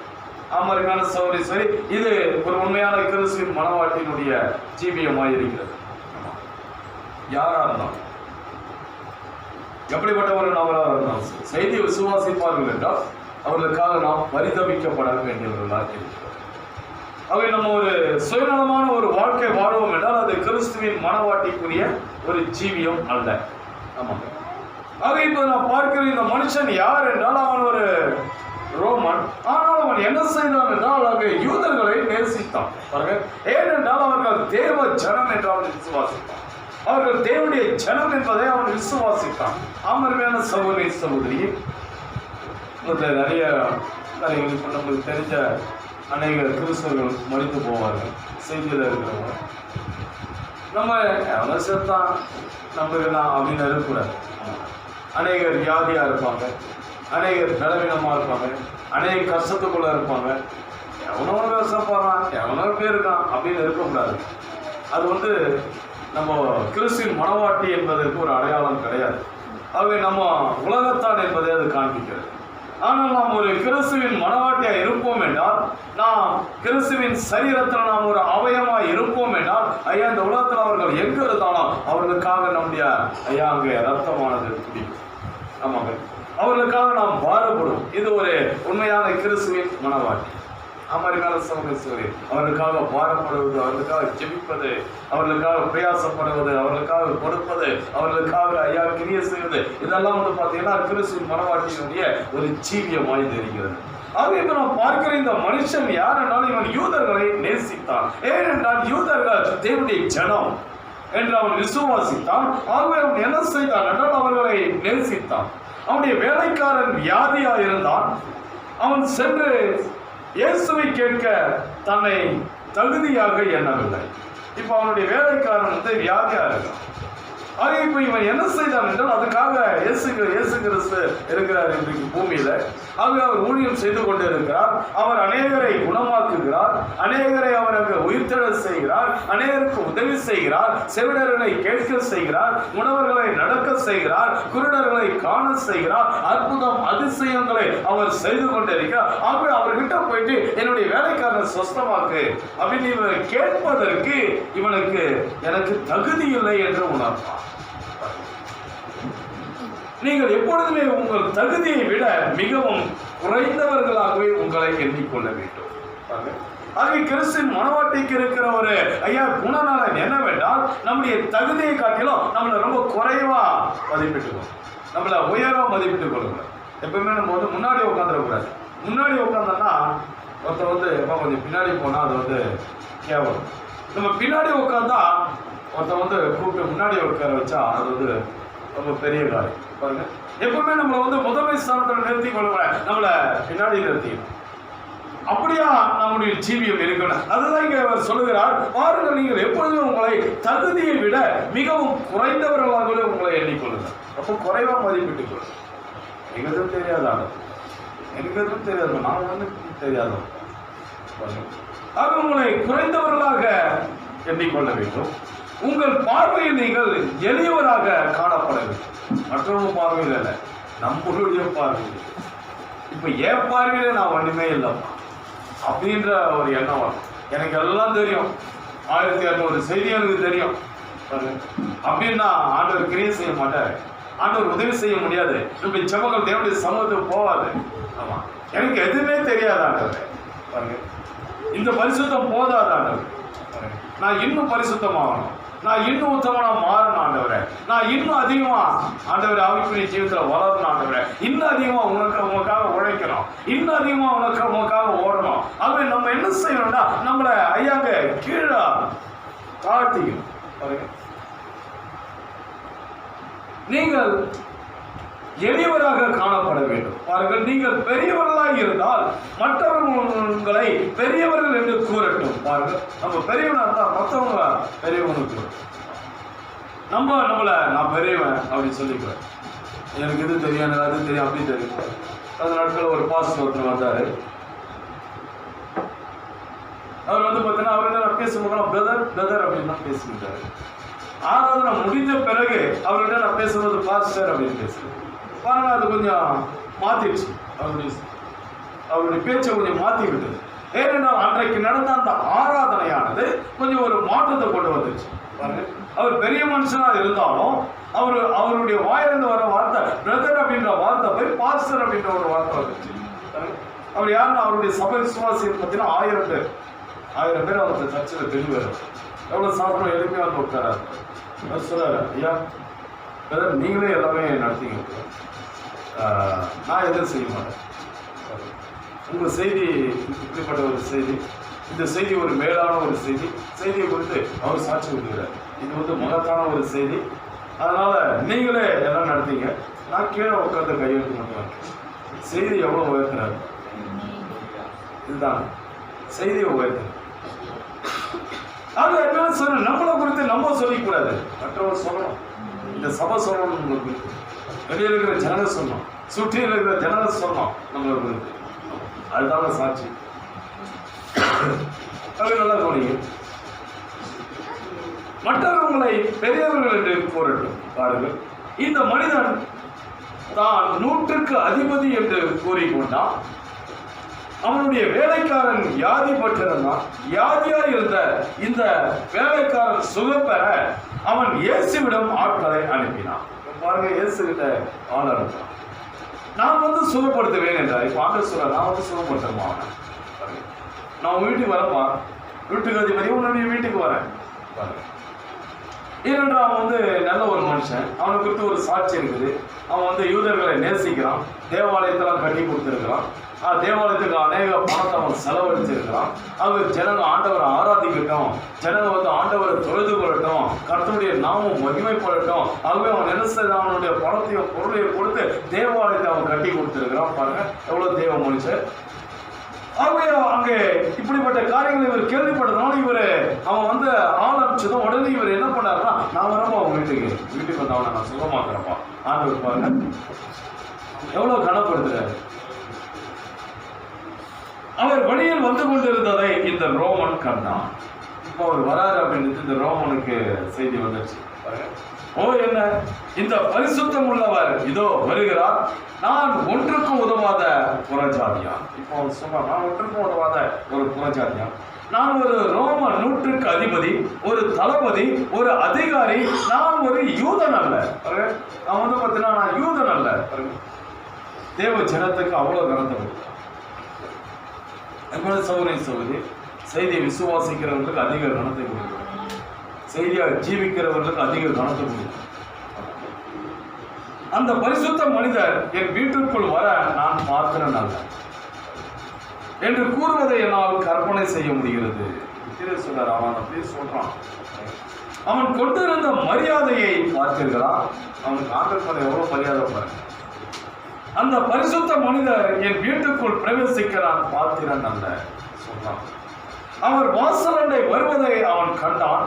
அவன், ஆண்டவரே, நீர் என் வீட்டு வாசலுக்குள் பிரவேசிக்க நான் பார்க்கிறேன் அல்ல என்றான். ஒரு காலம் அந்த 100க்கு அதிபதி ஒரு மாளிகையில் வாழ்ந்திருப்பான். நீர் என் வீட்டு வாசலுக்குள் பிரவேசிக்க நான் பார்க்கிறேன் அல்ல. அவன் மாளிகையில தான் இருக்கிறான். இவருக்கோ தலை சாய்க்க இடமில்லை. பாருங்க, நரிகளுக்கு குழிகள் உண்டு, பாருங்க, ஆகாயத்து பறவைகளுக்கு கூடுகள் உண்டு, ஆனால் மனுஷ குமாரனுக்கோ தலை சாய்க்க இடமில்லை. அப்படிப்பட்டவரே இவனும் மாளிகையில் இருக்கான். ஆனா இவன் சொல்ற வார்த்தை என்னவென்றா, இவர் என் வீட்டு வாசலுக்குள் வர நான் பார்க்கிறேன் அல்ல. எவ்வளோ ஒரு மேலான ஒரு கணம். நீ நம்ம எவ்வளோ கனம் கொடுக்குறோம் பாருங்க. ஒரு செய்திக்கு எவ்வளோ கனம் கொடுக்குறோம் பாருங்க. ஒரு செய்தியாளருக்கு எவ்வளோ கனம் கொடுக்குறோம் பாருங்க. நம்ம எப்படி செய்தி ஒரு போதகர் வீட்டுக்கு வந்தால் எப்படி வரவேற்கிறோம்னு பாருங்க. என்ன கனப்படுத்துறோம்னு பாருங்க. எங்கே உட்கார வைக்கிறோம்னு பாருங்க. கொஞ்சம் யோசிச்சு பாருங்க. நம்ம செய்தியை எவ்வளோ கனப்படுத்துறோம். ஆனால் கர்த்தர் மரியாதையை அதிகாரத்துடன் எதிர்பார்க்கிறேன். நான் உம்மிடம் வருவதற்கு என்னை பாத்திரவானாக எண்ணவில்லை. அவன் சொன்னா எனக்கு பாத்திரங்களுக்கு உங்ககிட்ட வர்றதுக்கு. எனவே நான் ஆசீர்வதிக்கப்பட்ட உம்முடைய மக்களாகிய யூதர்களில் சிலரை நான் உம்மிடம் அனுப்பினேன். பாருங்க, என் வேலைக்காரன் கூட அனுப்பல, யூதர்களை தான் அனுப்பிச்சேன் உங்கள்கிட்ட. பாருங்க என்ன மாதிரியான ஒரு நான் வேலைக்காரன், என் வேலைக்காரன் வியாதியா இருக்கிறான், என் அதிகாரத்துக்கு கீழ்பட்டு இருக்கிற அநேகர் உண்டு. இப்ப நிறைய பேர் எனக்கு கீழே வேலை செய்யறான். நான் ஒரு போர் சேவகனை போவென்றால் போகிறான், மற்றவனை வாவென்றால் வருகிறான். நான் என்ன சொல்லணும் அதை அவங்க செய்யறாங்க. அவன் இங்கு என்ன சொன்னான் சொன்ன ஆண்டவர்கிட்ட, நான் ஒருத்தனை போனா போறான், வானா வரான். அவன் இப்பொழுது ஆண்டவர்கிட்ட என்ன சொல்றான்? உமது அதிகாரத்துக்கு எல்லாமே கீழ்பட்டு இருக்கிறது. நான் வேலைக்காரனை தான் போனா போவான், வானா வருவான். ஆனா உம்முடைய அதிகாரத்துக்கு எல்லாமே கீழ்பட்டு. நீர் இந்த வியாதியிடம் போவேண்டாலும் அது போயிடும். நான் வேலைக்காரன் தான் போகணும்னு சொல்ல முடியும். ஆனா நீ ஒரு வியாதியை பத்தி நீ போயிட்டு நான் போயிடும். பாருங்க, இது நிறுத்த வாவென்றால் அது வரும். பாருங்க, உமக்கு சகல அதிகாரம் இருக்குது. பாருங்கள், அவன் அறிந்து கொண்டான் அவனுக்கு போர் சேவகர்கள் மேல் எவ்வளவு அதிகாரம் இருந்ததோ அவ்வாறு இயேசுவுக்கு எல்லா வியாதிகளின் மேலும் அதிகாரம் உண்டு என்பதை அவன் உணர்ந்தான். எல்லாவற்றின் மேலும் அவனுக்கு அதிகாரம் உண்டு. ஆண்டவரே, நீ செய்ய வேண்டிய ஒன்றே ஒன்று, வார்த்தையை சொல்லு. என் வீட்டுக்கெல்லாம் வரவேன் ஆண்டவரே, அதுக்கு நான் பாத்திரவான் கிடையாது. உனக்கு தலை சாய்க்க இடம் இல்லை, அது எனக்கு தெரியும். ஆனா நான் மாளிகையில தான் இருக்கிறேன். ஆனா நீ ஒரு வார்த்தை சொல்வீர் என்றால் எல்லாமே நின்று போயிடும். ஒரு வார்த்தை மாத்திரம் சொல்லும், அப்போது என் வேலைக்காரன் பிழைப்பான். என்ன மாதிரியான ஒரு மரியாதை! இயேசு அங்கிருந்த யூதர்களை நோக்கி, இஸ்ரவேலருக்குள் நான் இப்படிப்பட்ட விசுவாசத்தை காணவில்லை என்றார். அவர் உன் வேலைக்காரன் சுகமடைந்து பிழைத்திருக்கிறான் என்றார். ஆமென். ஏன்? அவன் மரியாதை கொடுத்தான். அந்த வேலைக்காரன் ஏன் சுகமானா? மரியாதை. ஆண்டவர் மரியாதையை அதிகாரத்துடன் எதிர்பார்க்கிறார், அதிகாரத்துடன் கேட்கிறார். இந்த சிறுவனுடைய மகன் உயிர்த்தெழுந்தான். ஏன்?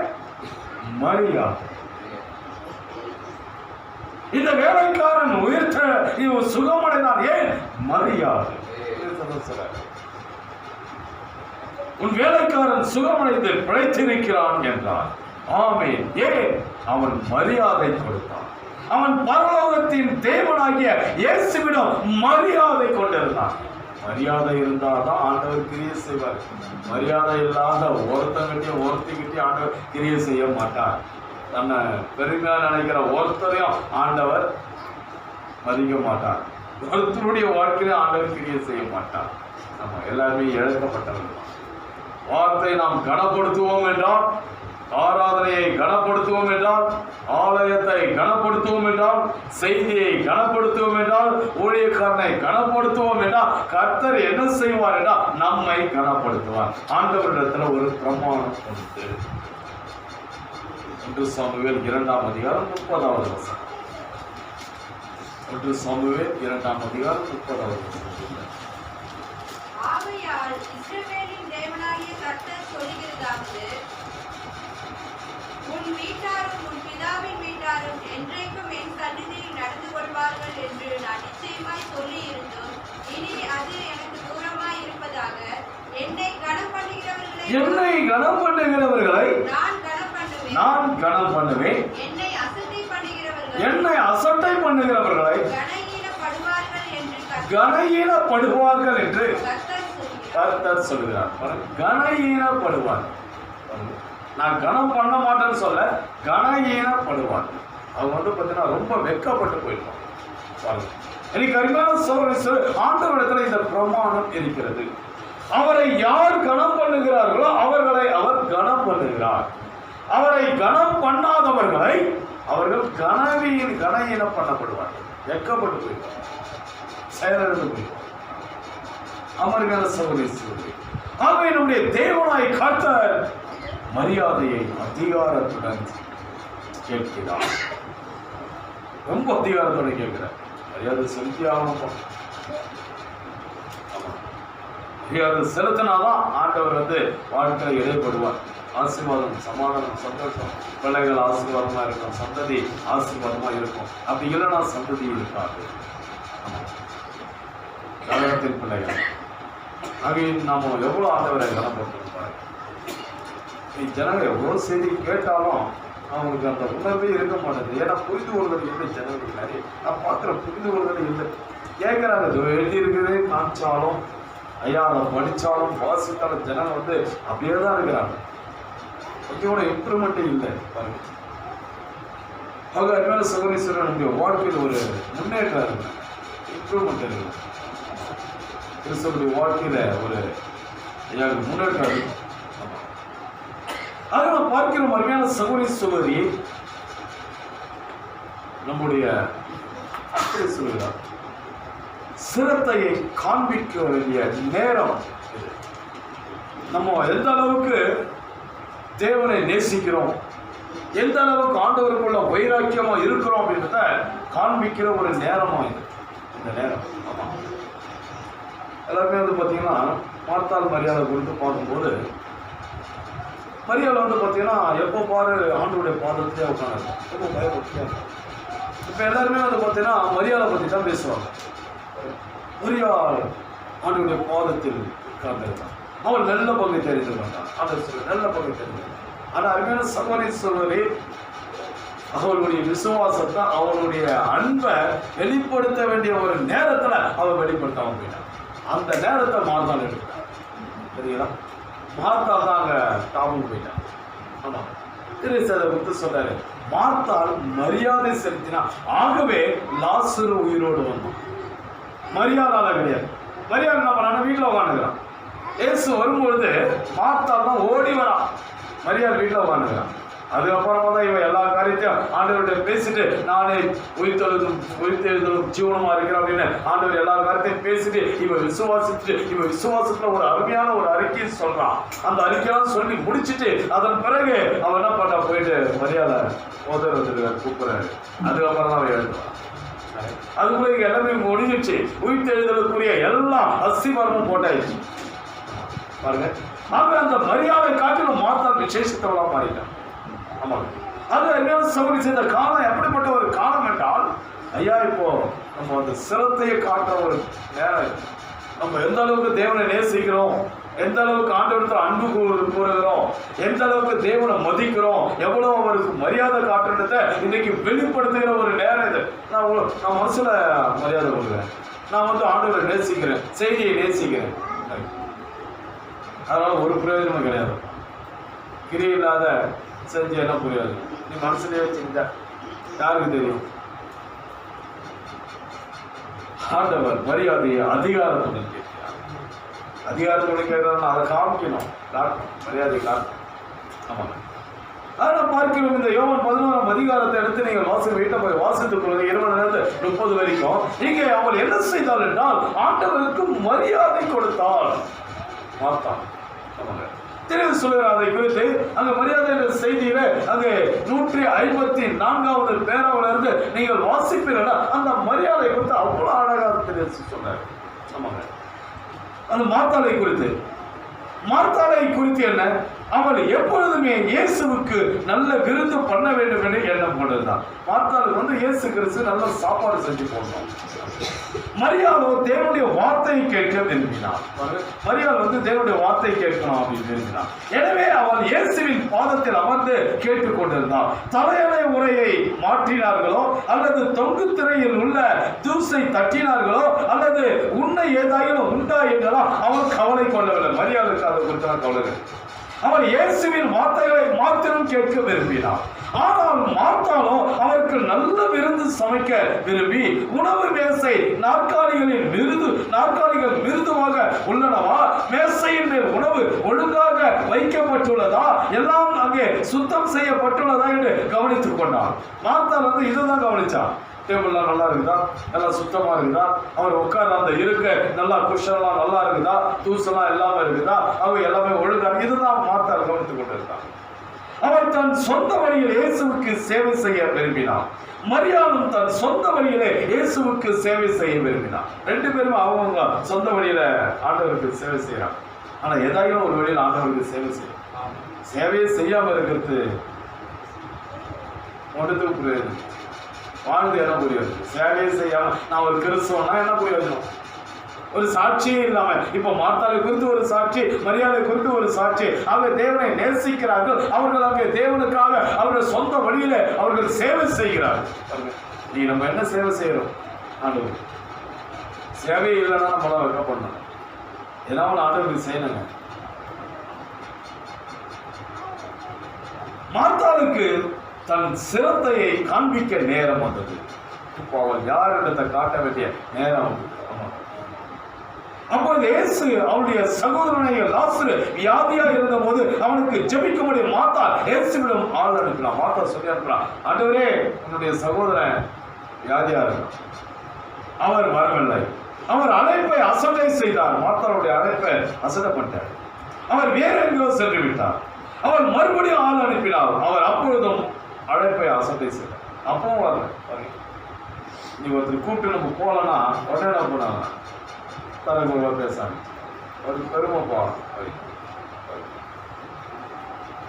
ஆனா இவளை என்ன செய்தாங்கன்னா அழைப்பை 2-3 அழைப்பு கொடுத்தா. அதுக்கப்புறம் போயிட்டான்.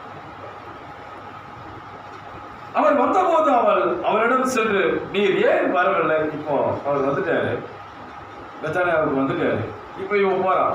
போயிட்டு, நீர் ஏன் வரவில்லை? நான் உண்மை அழைத்த போது நீர் ஏன் வரவில்லை? என் சகோதரன் வியாதியாய் படுத்திருந்தார். நாங்கள் எங்கள் சபையை விட்டு வெளியே வந்தோம், எங்கள் ஸ்தாபனத்தை விட்டு வெளியே வந்தோம். உமது செய்தியை பின்பற்ற நாங்கள் எல்லாவற்றையும் செய்தோம். ஏனெனில் நீர் தேவனுடைய மனுஷன் என்று நாங்கள் விசுவாசித்தோம். ஆனால் எப்படி ஒரு தேவனுடைய மனிதன்? நாங்கள் இருவரும் அனாதைகளாகி விட்டோமே. நாங்கள் 3 பேருமே இங்கு அனாதைகளாகி இருந்தோம். நாங்கள் தேவாலயத்துக்கு மெல்லிய சித்திர தொங்கலானை செய்துவிட்டு ஜீவனம் நடத்தி வந்தோம். நாங்கள் அங்கு அங்கத்தினர்களாக இருந்தோம். எங்கள் பெற்றோர் அங்கு அங்கத்தினர்களாக இருந்தனர். ஆனால் நீரோ எங்களை ஏமாற்றி நீர் பிரசங்கித்ததை விசுவாசிக்கும்படி செய்து, நீர் தேவனுடைய குமாரன் என்றோ தேவனால் அனுப்பப்பட்ட தீர்க்கதரிசி என்றோ உம்மை அழைத்துக் கொண்டு, உம்மை அழைத்த பொழுது அதற்கு செவி கொடுக்காத மனிதனாகிய உம்மை நாங்கள் எப்படி நம்ப முடியும்? மாத்தா கேட்கிறாங்க. உம்மை எனக்கு அவசியம் இருந்தபோது நான் உமது அனுப்பின செய்தியை அசட்டை செய்து போய்விட்டேன். நீங்க எனக்கு தேவை இருந்த பொழுது நாங்க உங்களுக்கு செய்தி அனுப்பிச்சா நீ அசட்டை பண்ணிட்டு போயிட்டேன். நான் மறுபடியும் செய்தி அனுப்பினேன், அப்பொழுது நீர் அசட்டை செய்தீர். நீர் ஏன் அப்படி செய்தீர் என்று அவரை கடிந்து கொண்டிருந்திருக்கலாம். அவள் அப்படி செய்திருந்தால் கதையே வேறு விதமாயிருந்தது. அவன் அதை செய்யல. ஏனென்றால் அவன் அவரை நேசித்தான், மரியாதை கொடுத்தான், அவனை மதித்தான். ஒருத்தர் மேல மதிப்பு இருக்கணும், உண்மையான மதிப்பு மரியாதை இருக்கணும். ஐயா அவங்கள நம்ம தலைகுறவா பேசவே மாட்டோம். நல்ல ஒரு அபிப்பிராயம் இருந்தா தலைகுறவா பேச மாட்டோம். தலைகுறவா பேசுறோம் அப்படின்னா நல்ல அபிப்பிராயம் கிடையாது, மதிப்பு கிடையாது. நேசிக்கிறேன் மாய்மானமா இருக்கு. ஆண்டவரை நம்ம நேசிப்போனா எவ்வளவு கஷ்டம், எவ்வளவு உத்தரம் வந்தாலும் ஆண்டவரை நம்ம என்ன பண்ணுவோம்? ஐயா எவ்வளவு கஷ்டம் வந்தாலும் நேசிப்போம். சொன்ன ஆண்டவர் என்னை நரகத்துக்கு தள்ளினா அங்கு சென்று என் இயேசு நல்லவர் என்று சொல்லுவேன். ஏனென்றால் நேசி உண்மையான ஒரு அன்பு. இன்னைக்கு உண்மையான ஒரு அன்பு இருந்தால்தான் ஐயா நம்ம கிறிஸ்துவின் மனவாட்டியா இருக்க முடியும். ஆமா, பார்க்கிறோம். அவள் என்ன செய்தால்? அவர் இருந்த இடத்திற்கு ஓடி சென்று அவர் பாதங்களில் விழுந்து, ஆண்டவரே நீர் இங்கே இருந்தீரானால் என் சகோதரன் மரித்திருக்க மாட்டான் என்றார். அதைத்தான் இருந்தீங்கன்னா அவன் செத்திருக்க மாட்டானே. பார்த்தீர்களா? அவள் என்ன செய்தால்? அவள் மரியாதை செலுத்தினாள், மதிக்கிறார். அவள் அவரை ஆண்டவர் என்று அழைத்தாள். ஆண்டவரே என்றாள். ஆண்டவர் ஜெயிச்சமா எல்லா அதிகாரத்துக்கும் உரியவர். ஆண்டவரே நீர் இங்கே இருந்தீரானால், இப்பொழுது நீர் இங்கு வந்து விட்டீர், நீர் இங்கு இருந்தீரானால் என் சகோதரன் மரித்திருக்க மாட்டான், அவர் உன் சகோதரன் உயிர் தெழுந்திருப்பான் என்றார். பாட்டு சொல்றாரு, உன் சகோதரன் உயிரோடு இருப்பான். மாத்தா கிட்ட சொல்றாரு. அவன் ஓ ஆம் ஆண்டவரே, உயிர் தெழுதல் நடக்கும் கடைசி நாளிலே அவனும் உயிர் தெழுந்திருப்பான் என்று அறிகிறேன் என்றான். இயேசு நானே உயிர் தெழுதலும் ஜீவனுமாய் இருக்கிறேன், என்னை விசுவாசிக்கிறவன் மரித்தாலும் பிழைப்பான், உயிரோடு இருந்து என்னை விசுவாசிக்கிறவன் எவனோ என்றென்றைக்கும் மரியாமலும் இருப்பான் என்றான். அவன் ஆமாண்டவரே, நீர் உலகத்தில் வருகிறவரான தேவ குமாரனாகிய கிறிஸ்து என்று நான் விசுவாசிக்கிறேன். இப்பொழுதும் ஆண்டவரே, ஓ இப்பொழுதும் ஆண்டவரே நீர் இதை செய்திருக்க வேண்டும், அதை செய்திருக்க வேண்டும் என்று அல்ல, இப்பொழுதும் நீர் தேவனிடத்தில் கேட்டுக்கொள்வது எதுவோ அதை தேவன் உனக்கு தந்தருவார். என்ன மாதிரியான ஒரு காரியத்தை சொல்றாங்க? இவ யாரு? மரியாள் மாதத்திலேயே உட்காந்து கேட்டு இருக்கிற வார்த்தை. ஆனா இவ வீட்டு வேலை பார்த்துட்டு இருப்பான், வெளியே போவான், உள்ள வருவான், இவர் பேசிட்டு இருப்பாரு. ஆண்டவர் கொஞ்சம் கொஞ்சம் வார்த்தை கேட்பான். அந்த கொஞ்சம் கொஞ்சம் வார்த்தையை கேட்கிற இவ பாருங்க, உண்மையான ஒரு அன்பு அவருக்கு. கொஞ்சம் கொஞ்சம் வார்த்தை தான் கேட்கிறான். ஆண்டவர் பேசுகிறாரு, மரியாதை பேசுறாரு, சிஷ்யர்கிட்ட பேசுறாரு, அங்க வரக்கிட்ட ஊழியக்காரர்கிட்ட பேசுறாரு, ஐயா அங்க வர ஜனங்கிட்ட பேசுறாரு. இவன் அநேக இடத்துல அங்க இவர் பேசிட்டு இருக்கிறாரு. ஆனா இந்த பார்த்தால் என்ன செய்ய, அவன் வேலையை பார்த்துட்டு இருக்கிறான். மரியாதை பாதத்தில் உட்கார்ந்து கூட, ஆனா நீங்க நான் பார்க்கிற மரியாதை சகோதர, ஆனா இவர் என்ன சொல்லுகிறார் என்றால் அற்புதமான வார்த்தை. இப்பொழுதும் ஆண்டவரே நீர் தேவனிடத்தில் கேட்டுக்கொள்வது எதுவோ அதை தேவன் நமக்கு தந்திருப்பார். அதாவது உள்ள இருக்கிற ஜீவன், ஒரு வார்த்தை கேட்டா கூட அந்த ஜீவன் உயிராது. அது ஒரு நாள் ஆண்டவரை மறுதளிக்காது, ஒரு நாள் ஆண்டவரை குற்றப்படுத்தாது, ஒரு நாளும் செய்தியை குற்றப்படுத்தாது, ஒரு நாளும் ஐயா அந்த செய்தியாளர்களை குற்றப்படுத்தாது.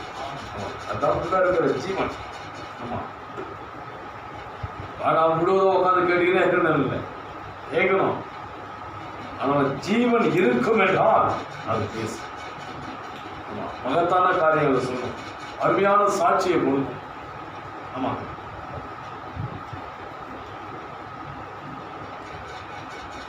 அவர் எவ்வளவு மகத்தானவராக இருந்த போதிலும் அவர் தேவனுடைய குமாரனாக இருந்தார் என்று நாம் அறிவோம். ஆனால் அவரை அவமதித்திருந்தால் அது கிரியை செய்திருக்கார். அவர் எவ்வளவு மகத்தானவராக இருந்தாலும் அவன் அவமதித்திருந்தால் கிரியை செஞ்சிருக்காருங்க. அவர் என்ன செய்தார் என்றால் அவமதிக்கவில்லை, மரியாதை கொடுத்தார். இன்னைக்கு அருமையான சகோதரி, இன்னைக்கு எவ்வளவு மகத்தான செய்தி இருந்தாலும் இது அவமதிப்போனா கிரியை செய்யாதுங்க. இந்த செய்தி நம்ம பாக்கெட்ல வச்சிருந்தாலும் சரி, வீட்டில் வச்சிருந்தாலும் சரி, இதுக்கு கனத்தை கொடுத்தாதான் கிரியை செய்யும். ஆமா, இயேசு கிறிஸ்துவுக்கு கனத்தை கொடுத்தாதான் அவர் கிரியை செய்வார், இல்லைன்னா அவர் கிரியை செய்ய மாட்டார்.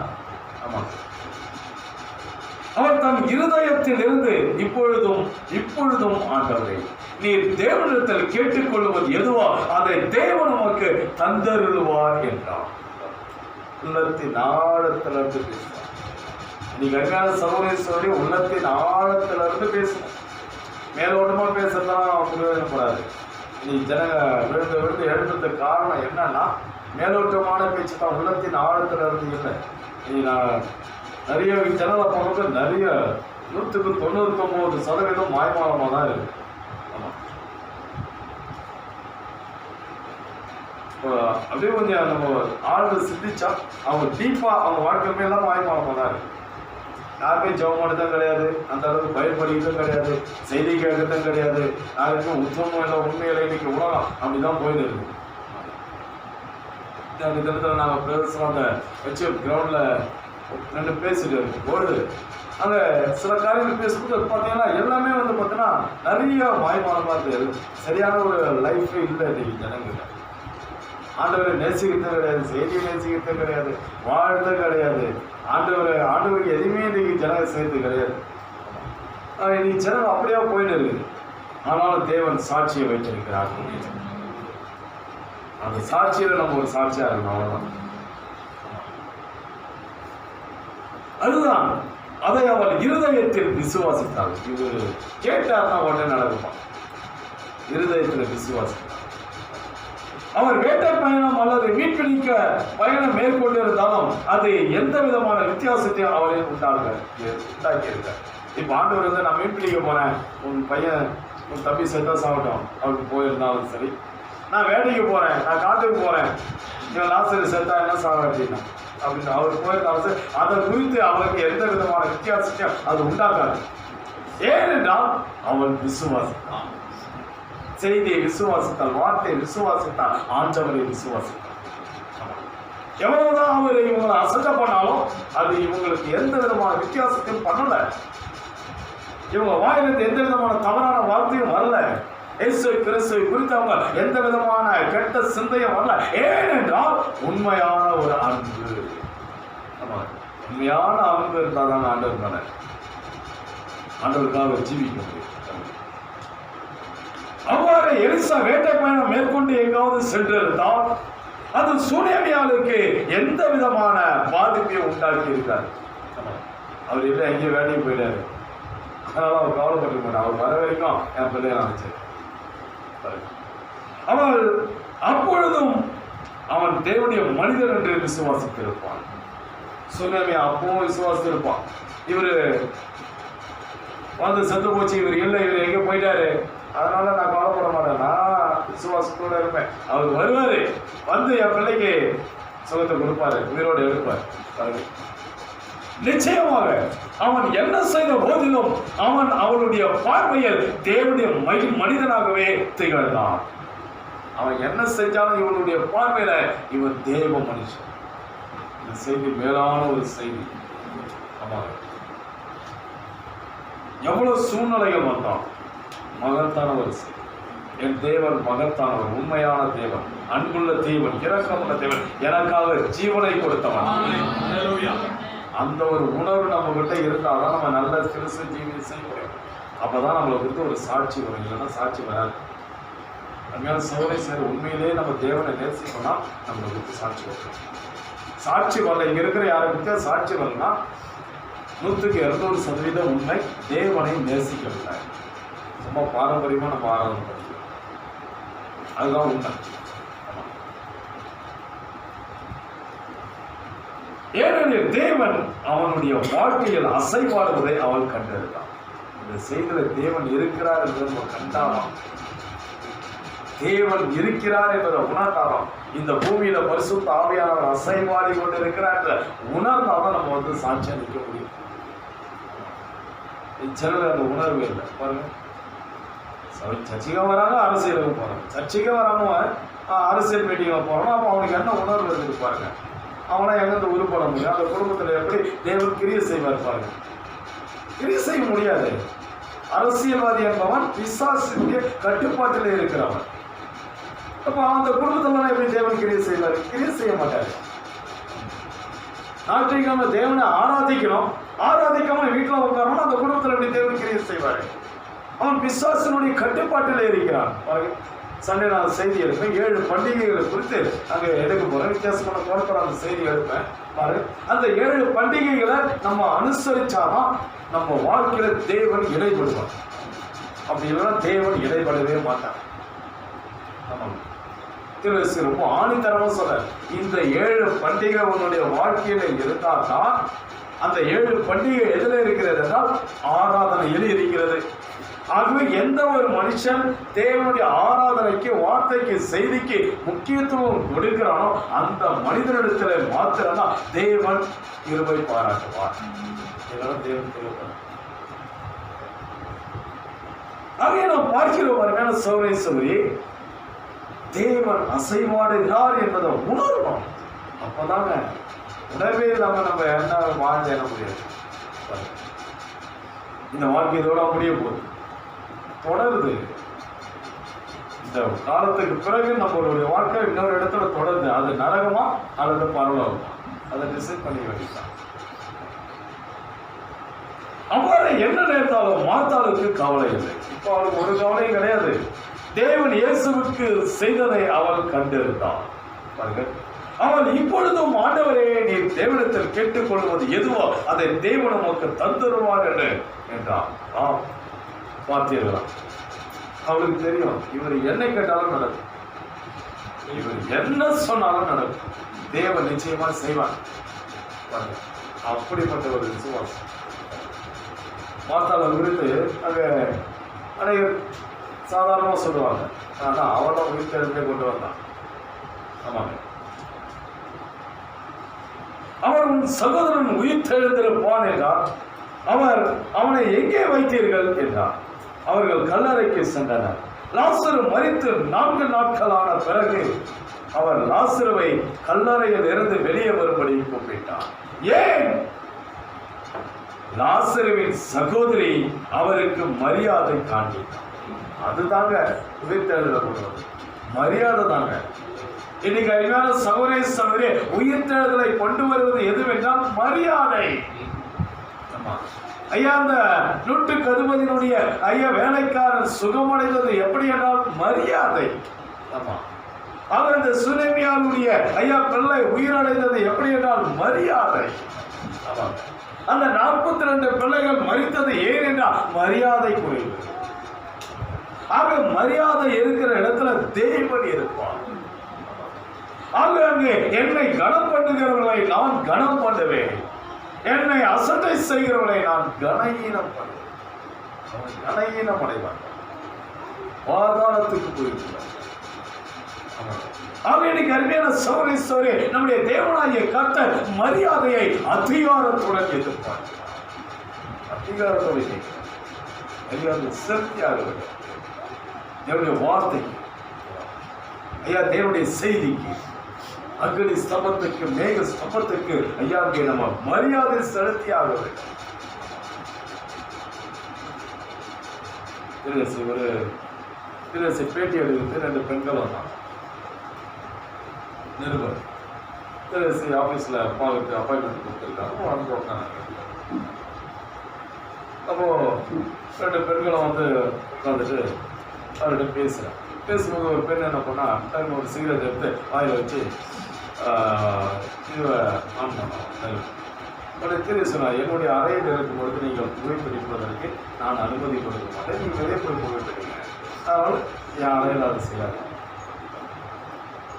அதை நான் பார்க்கிற போது பெண்கள் என்ன செய்யறா, அவரை பேட்டி எடுக்கிறார். பேட்டி எடுக்கும்போது அவங்க வந்து அவங்க ரோமன் கத்தோலிக் பெண்கள், அவங்க என்ன செய்யறாங்கன்னா, இல்லை ரோமன் கத்தோலிக்கு மாதிரி தான் சரியானது, அவங்க நீங்க வந்து தவறான ஒரு காரியத்துல போறீங்க. அப்ப தெரிய சொல்லுறாரு, வார்த்தையை நீ கனப்படுத்தி, இந்த செய்தியை நீ வாசிக்க கடைசியில் சொல்றாரு, வார்த்தையை கனப்படுத்தி செய்தியை கனப்படுத்தி, செய்தியை கனப்படுத்தவில்லைன்னா நீ ஒரு நாள் இதற்குரிய பலனை காண்பார். நீ ஒரு நேரம் இதை உணர வேண்டிய நேரம் வரும். நீ என்னை கனஈனப்படுத்தும் பொழுது இதற்குரிய நேரம் உனக்கு ரொம்ப சீக்கிரத்தில் இருக்குது. அது என்ன சௌரீஸ்வரி வார்த்தை கனஈனப்படுத்தும் பொழுது சீக்கிரத்தில் அதுக்குரிய பலனை இழந்து. அது என்ன சௌரீஸ்வரி மரியாதை என்பது மிக அவசியம். எந்த இடத்துல ஒரு உலகத்தின் மத்தியில், ஒரு சபையில், ஐயா ஒரு ஆலயத்தில், ஒரு குடும்பத்தில், ஐயா சுற்றியுள்ள ஜனங்களின் மத்தியில், ஐயா அந்த ஒரு மனிதனுக்கு ஒரு ஸ்திரீக்கு மரியாதை கொடுக்கக்கூடிய அந்த சுபாவம் இருக்கும் என்றால் ஐயா அவர்களுக்கு சாட்சி வரும். அவர்கள் ஆசீர்வதிக்கப்படுவார்கள், அவர்கள் உயர்த்தப்படுவார்கள். மரியாதையில ஆசீர்வாதம் கிடைக்கும். அவன் யார் மரியாதை கொடுக்கிறார், அது சிறியவர்களாக இருந்தாலும் சரி, அது பெரியவர்களாக இருந்தாலும் சரி, ஐயாங்க நாம் மரியாதையோடு நடந்து கொள்வோம் என்றால் நமக்கு நல்ல ஒரு சாட்சி. ஆமாங்க, சின்ன பையன் தானே, இவனுக்கு நான் மரியாதை கொடுப்பேன் அப்படின்னு. அது சின்ன பையனாக இருந்தாலும் சரி, அது பெரிய பையனாக இருந்தாலும் சரி, அது நாம் அவர்களை ஐயா அந்தந்த ஸ்தானத்துல எப்படி மதிக்க வேண்டுமோ அப்படி மதிப்போம் என்றால் நம்முடைய சாட்சி ஐயா உயர்வு. கர்த்தர் நம்மை ஆசீர்வாதம், நமக்கு சமாதானம், நமக்கு சந்தோஷம், நமக்கு ஆசீர்வாதம். ஆமாங்க, சமாதானமா இருக்கும். இந்த கனப்படுத்துறவங்க பார்த்து நான் சமாதானமா இருப்போம். அது இன்னைக்கு நாம் எவ்வளவு கனப்படுத்துகிறோம், எவ்வளவு வார்த்தைக்கு மரியாதை கொடுக்கிறோம் என்பதை நாம் சிந்தித்து பார்க்க வேண்டும். எலிசாவுடைய வாழ்க்கையில இங்க எலிசாவை கனப்படுத்தினவர்கள், எலிசாவுக்கு மரியாதை கொடுத்தவர்கள் ஐயா அங்கே ஆசீர்வதிக்கப்பட்டார்கள். அவருடைய வாழ்க்கையில உயிர்த்தெழுதல் வந்தது. ஐயா, அவர்கள் இழந்ததை திரும்ப பெற்றுக் கொண்டார்கள். அவருடைய வாழ்க்கையில மகத்தான சம்பவங்கள் நடந்தது. அமரியான சொல்ல சரி, அந்த தேவன் இன்றைக்கும் மாறார்கள். நாம் ஜெபம் செய்வோம்.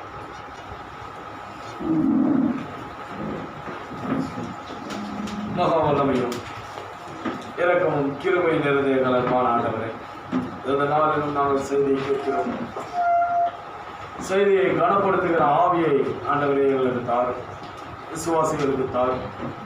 ஆராதனையை கனப்படுத்துகிற ஆவியை தாரும்.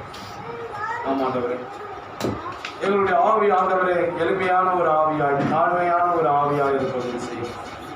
கர்வங்கள், பிடிவாதங்கள், மூர்க்கங்கள், பெருமைகள், இப்படிப்பட்ட ஆவிகள் எங்களை மேற்கொள்ளாதபடி பாதுகாத்துக் கொள்ளும். சாட்சியாய் ஜீவிக்க உதவி செய்யும் ஆண்டவரே. ஆண்டவரே, எங்களை கர்த்தாவே நாங்கள் 2 கண்களால் ஆண்டவரை பார்த்து கொண்டிருக்கிறோம். ஆனால் எங்களை ஆண்டவரே ஆயிரக்கணக்கான கண்கள் கவனித்துக் கொண்டிருக்கிறது. ஆகவே ஆண்டவரே, நாங்கள் யாருக்கும் இடர்களாய் இல்லாமல் ஆண்டவரே என்னுடைய சாட்சி கெட்டு போகாத வண்ணம் ஆண்டவரே அநேகருக்கு நாங்கள் சாட்சியாய் நிருபமாய் அநேகருக்கு ஒரு தூண்டுகோலாய் இருக்கிறோம். கர்த்தாவே, சுனேமியால் ஆண்டவரே ஒரு சாட்சியாய் ஜீவித்தார். உம்மை கனப்படுத்தி ஆண்டவரே ஆசீர்வாதத்தை பெற்றுக்கொண்டார். இதோ இன்றைக்கு வரை அவன் சாட்சியாக இருக்கிறான். அவன் ஆண்டவரே இதோ உலகத்தின் மத்தியில் அவன் கர்த்தாவே ஒரு சுடராய் இருக்கிறான். நாம் ஆண்டவரே இந்த கர்த்தாவை 100க்கு அதிபதி அவ்வளவு பெரிய மனிதனாய் இருந்தாலும் ஆண்டவரே உமக்கு மரியாதை கொடுத்து இன்று வரை சாட்சியாக ஜீவிக்கிறான். நாம் ஆண்டவரே, அவன் மாம்சம் மனசு விரும்புகிறபடி அவன் இருந்திருப்பான் என்றால் அவன் இழக்கப்பட்டவனாய் இருந்திருப்பான். இந்த சூனேமியால் மாம்சம் மனசு விரும்புகிறபடி இருந்திருப்பான் என்றால் இழக்கப்பட்டவனாய் இருப்பான். தகப்பனே, அவர்களை போல எங்களுக்கு ஆண்டவரே மாம்சம் மனசு விரும்புகிறபடி இல்லாமல் ஆண்டவரே வார்த்தை கனப்படுத்துகிற, வார்த்தைக்கு மரியாதை கொடுக்கிற, செய்திக்கு மரியாதை கொடுக்கிற, செய்தியாளர்களுக்கு மரியாதை கொடுக்கிற அந்த ஒரு ஆவியை எங்களுக்கு தர வேண்டும் என்று நாங்கள் ஜெபிக்கிறோம். ஆமாண்டவரே, ஆண்டவரே உம்மை கனப்படுத்துகிறவர்களை நீ கனப்படுத்துகிறீர். ஆனால் உம்மை கனப்படுத்தாதவர்களை ஆண்டவரே நீர் கனஈனம் பண்ணுகிறேன். ஆமாண்டவரே, அந்த நிலைக்கு எங்களுடைய விசுவாசிகள் செல்லாதபடி பாதுகாத்துக் கொள்ளும். ஆமாண்டவரே, வார்த்தை கொடுக்கப்படுகிறது, எச்சரிப்பு கொடுக்கப்படுகிறது. ஐயா, சகோதரனே, சகோதரியே, ஆண்டவரை கனப்படுத்து, ஆராதனை கனப்படுத்து, செய்தி கனப்படுத்து. இல்லையென்றால் ஐயா கனஈனம் பண்ணப்பட்டு விடுகிறீர்கள். ஆண்டவரே, இதோ ஜனங்கள் கிருபையை போக்கடித்து விடாதபடி கிருபையை ஆதாயப்படுத்திக் கொள்ள உதவி செய்யும், பாதுகாத்துக் கொள்ளும். சபையை ஆசீர்வதிய தகப்பனே, ஆண்டவரே சபையை பலப்படுத்த தகப்பனே, இதோ நாங்கள் உங்களுடைய நாமத்தின் மகிமைக்காக ஜீவிக்க ஆண்டவரே எங்களுக்கு உதவி செய்யும். இதோ எலிசாவினுடைய வாழ்க்கை எவ்வளவு ஆண்டவரை விசேஷித்த ஒரு வாழ்க்கையா இருக்கிறது. அவனுடைய வாழ்க்கையில் ஆண்டவரை நியாய தீர்ப்பும் இருக்கிறது, கிருபையும் இருக்கிறது. ஆமாண்டவரை கடமையினால் படுத்துகிறவர்களை நியாயம் தீர்க்கிற ஊழியமா அது இருந்தது. கனப்படுத்துகிறவர்களை ஆண்டவரே ஆசீர்வதிக்கிற ஊழியமா அது இருந்தது. அப்படியே தீர்க்கதரிசனுடைய நாட்களிலும் ஆண்டவரே ஆராதனையை, ஆண்டவரே செய்தியாளனை அசட்டை பண்ணினவனுக்கு நியாய தீர்ப்பு வந்தது. கேன்சரும் டிவியும் வந்து அவன் மரித்து போனான். ஆனால் ஆண்டவரே செய்தி ஆண்டவரே கனப்படுத்துகிறவர்களுக்கு ஆண்டவரே ஜீவன் கொடுக்கப்பட்டது. அவர்களுக்கு ஆண்டவரே உதவியின் கரம் நீட்டப்பட்டது. அவர்களுக்கு கிருபை வந்தது. தகப்பனே, எங்கள் மேல் கிருபை வரட்டும், எங்கள் மேல் ஆசீர்வாதம் வரட்டும், எங்களுக்கு சமாதானம் வரட்டும், எங்களுக்கு சந்தோஷம் வரட்டும். இதற்கு நிற்கிற ஒவ்வொரு சகோதர சகோதரிகளுக்காக நான் ஜெபிக்கிறேன். இந்த பிள்ளைகள் உண்மை கனப்படுத்தி ஆண்டவரே உலக கொடுக்காத சந்தோஷத்தையும் சமாதானத்தையும் பெற்றுக்கொள்ளட்டும். இப்பட்ட இந்த பிள்ளைகள் உண்மை கனப்படுத்தினதற்காக நன்றி ஆண்டவரே. உண்மை கனப்படுத்தும்படியான ஒரு கிருபையை எங்களுக்கு கொடுத்ததற்காக நன்றி. ஆராதனை ஆண்டவரே நாங்கள் அனுசரிக்கிறோம் என்றால், ஆராதனைக்கு வருகிறோம் என்றால், ஆண்டவரே உண்மை நாங்கள் ஆராதிக்கிறோம் என்றால், இதுவே நாங்கள் உண்மை கனப்படுத்துகிறோம் என்பதற்கு ஒரு அடையாளமாய் இருக்கிறது. அப்படியாக ஆண்டவரே இந்த பிள்ளைகள் உண்மை கனப்படுத்தி இருக்கிறார்கள். இன்னும் ஆண்டவரே அதிகமாய் கனப்படுத்தட்டும். பரிசுத்தம் ஆகிறவன் இன்னும் அதிகமாய் பரிசுத்தம் ஆகட்டும் என்று சொல்லப்பட்டது போல ஆண்டவரே கர்த்தாவே இந்த பிள்ளைகள் இன்னும் அதிகமாய் உண்மை கனப்படுத்தட்டும், இன்னும் அதிகமாய் உண்மை நேசிக்கட்டும். இன்னும் அதிகமாய் ஆண்டவரே உண்மையில் வளரட்டும் தகப்பனே. பிள்ளைகளை பாதுகாத்துக் கொள்ளும், குடும்பங்களை ஆசீர்வதியும். இதற்கத்த இங்க இருக்கிற ஒவ்வொரு குடும்பத்திற்காக ஜெபிக்கிறேன். ஒவ்வொரு குடும்பத்தையும் பாதுகாத்துக் கொள்ளும். இந்த குடும்பத்தில் இருக்கிற தாய் தகப்பன்களுக்காகவும் பிள்ளைகளுக்காகவும் ஜெபிக்கிறேன். ஆண்டவரே, அந்த சுனேமியாளுடைய குடும்பத்தை போல் ஒவ்வொரு குடும்பமும் இருக்கட்டும். ஆமாண்டவரே, அந்த சுனேமியாளை போல ஒரு தாய் இருக்கட்டும். அந்த சுனேமியாளுடைய கணவனை போல ஒரு கணவன் இருக்கட்டும், ஒரு தகப்பன் இருக்கட்டும். ஆண்டவரே, இந்த பிள்ளைகள் கர்த்தாவே அந்த குடும்பமாய் ஜீவிக்கட்டும் தகப்பனே. ஆமாண்டவரே, அப்படியாய் அந்த சுனேமியாளுடைய குடும்பத்தை போல் இதோ இந்த குடும்பங்கள் ஒவ்வொன்றும் ஆசீர்வதிக்கப்படட்டும். ஆண்டவரே, என்னுடைய குடும்பத்தில் உடைய கிருபை இருக்கட்டும். ஆண்டவரே, எலிசா எப்படியாய் அந்த குடும்பத்தோடு இடைப்பட்டாரோ, அந்த குடும்பத்தில் தங்கி இருந்தாரோ, அந்த குடும்பத்தில் ஆண்டவரே ஒரு அறை கட்டப்பட்டு இருந்ததோ, அது போல தகப்பனே இதோ நிற்கிற ஒவ்வொரு குடும்பத்திலும் ஆண்டவரே இந்த காலத்தின் செய்திக்கு ஒரு அறை இருக்கட்டும் தகப்பனே. ஆண்டவரே, அந்த அறை வீட்டிலே நீ தங்கி இருந்தகப்பனே. கர்த்தர் உரைப்பதாவது தங்கி இருக்கட்டும், உயிர்த்தெழுதல் தங்கி இருக்கட்டும், எடுத்துக்கொள்ளப்படுதல் தங்கி இருக்கட்டும் தகப்பனே. ஆண்டவரே, பாதுகாத்துக் கொள்ளும், வழி நடத்தும். ஆண்டவரே, கர்த்தாவே சத்துனுடைய கிரியைகள் இருக்கும் என்றால் கர்த்தராகிய இயேசு கிறிஸ்துவின் நாமத்தினால் அவைகள் எல்லாம் ஆண்டவரே நீங்கி போகட்டும். என் தேவனாய் கர்த்தர் பாதுகாத்துக் கொள்ளும். ஒரு ஆத்மா கெட்டு போவதோ உமக்கு சித்தமில்லை. ஆண்டவரே, இதோ இந்த சபை விசுவாசிகள் ஒவ்வொருவருக்காகவும் இங்கு இருப்பவர்களுக்காக மாத்திரமல்ல ஆண்டவரே, இதோ வர தடைப்பட்டவர்களுக்காகவும் இந்த சபைக்கு வந்து ஆராதிக்கிற ஒவ்வொருவருக்காகவும் ஒவ்வொரு குடும்பத்திற்காகவும் ஒவ்வொரு சகோதர சகோதரிகளுக்காகவும் இந்த நேரத்தில் நான் ஜெபிக்கிறேன். ஒவ்வொருவரையும் பாதுகாத்துக் கொள்ளும். ஒவ்வொரு குடும்பமும் ஆண்டவரே உண்மையில் ஆண்டவரே மகிழ்ந்து கலி கூறட்டும் தகப்பனே. ஆண்டவரே, அந்த சுனேமியாளுடைய குடும்பத்தை போல ஆண்டவரே ஒவ்வொரு குடும்பமும் ஆண்டவரே உம்மை நேசித்து ஆண்டவரே உமக்கு மரியாதை செலுத்தி உம்மை கனப்படுத்துகிற குடும்பங்களா இருக்கட்டும் தகப்பனே. பாதுகாத்துக் கொள்ளும், வழி நடத்தும் தகப்பனே.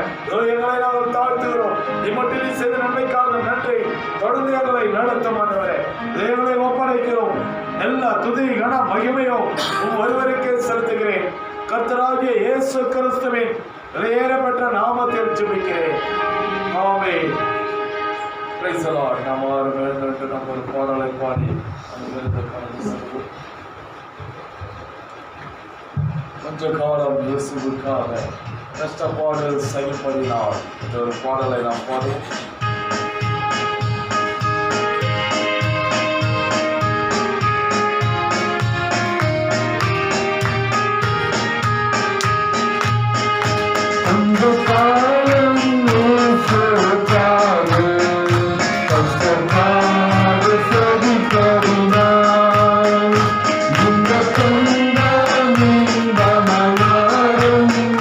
Yes,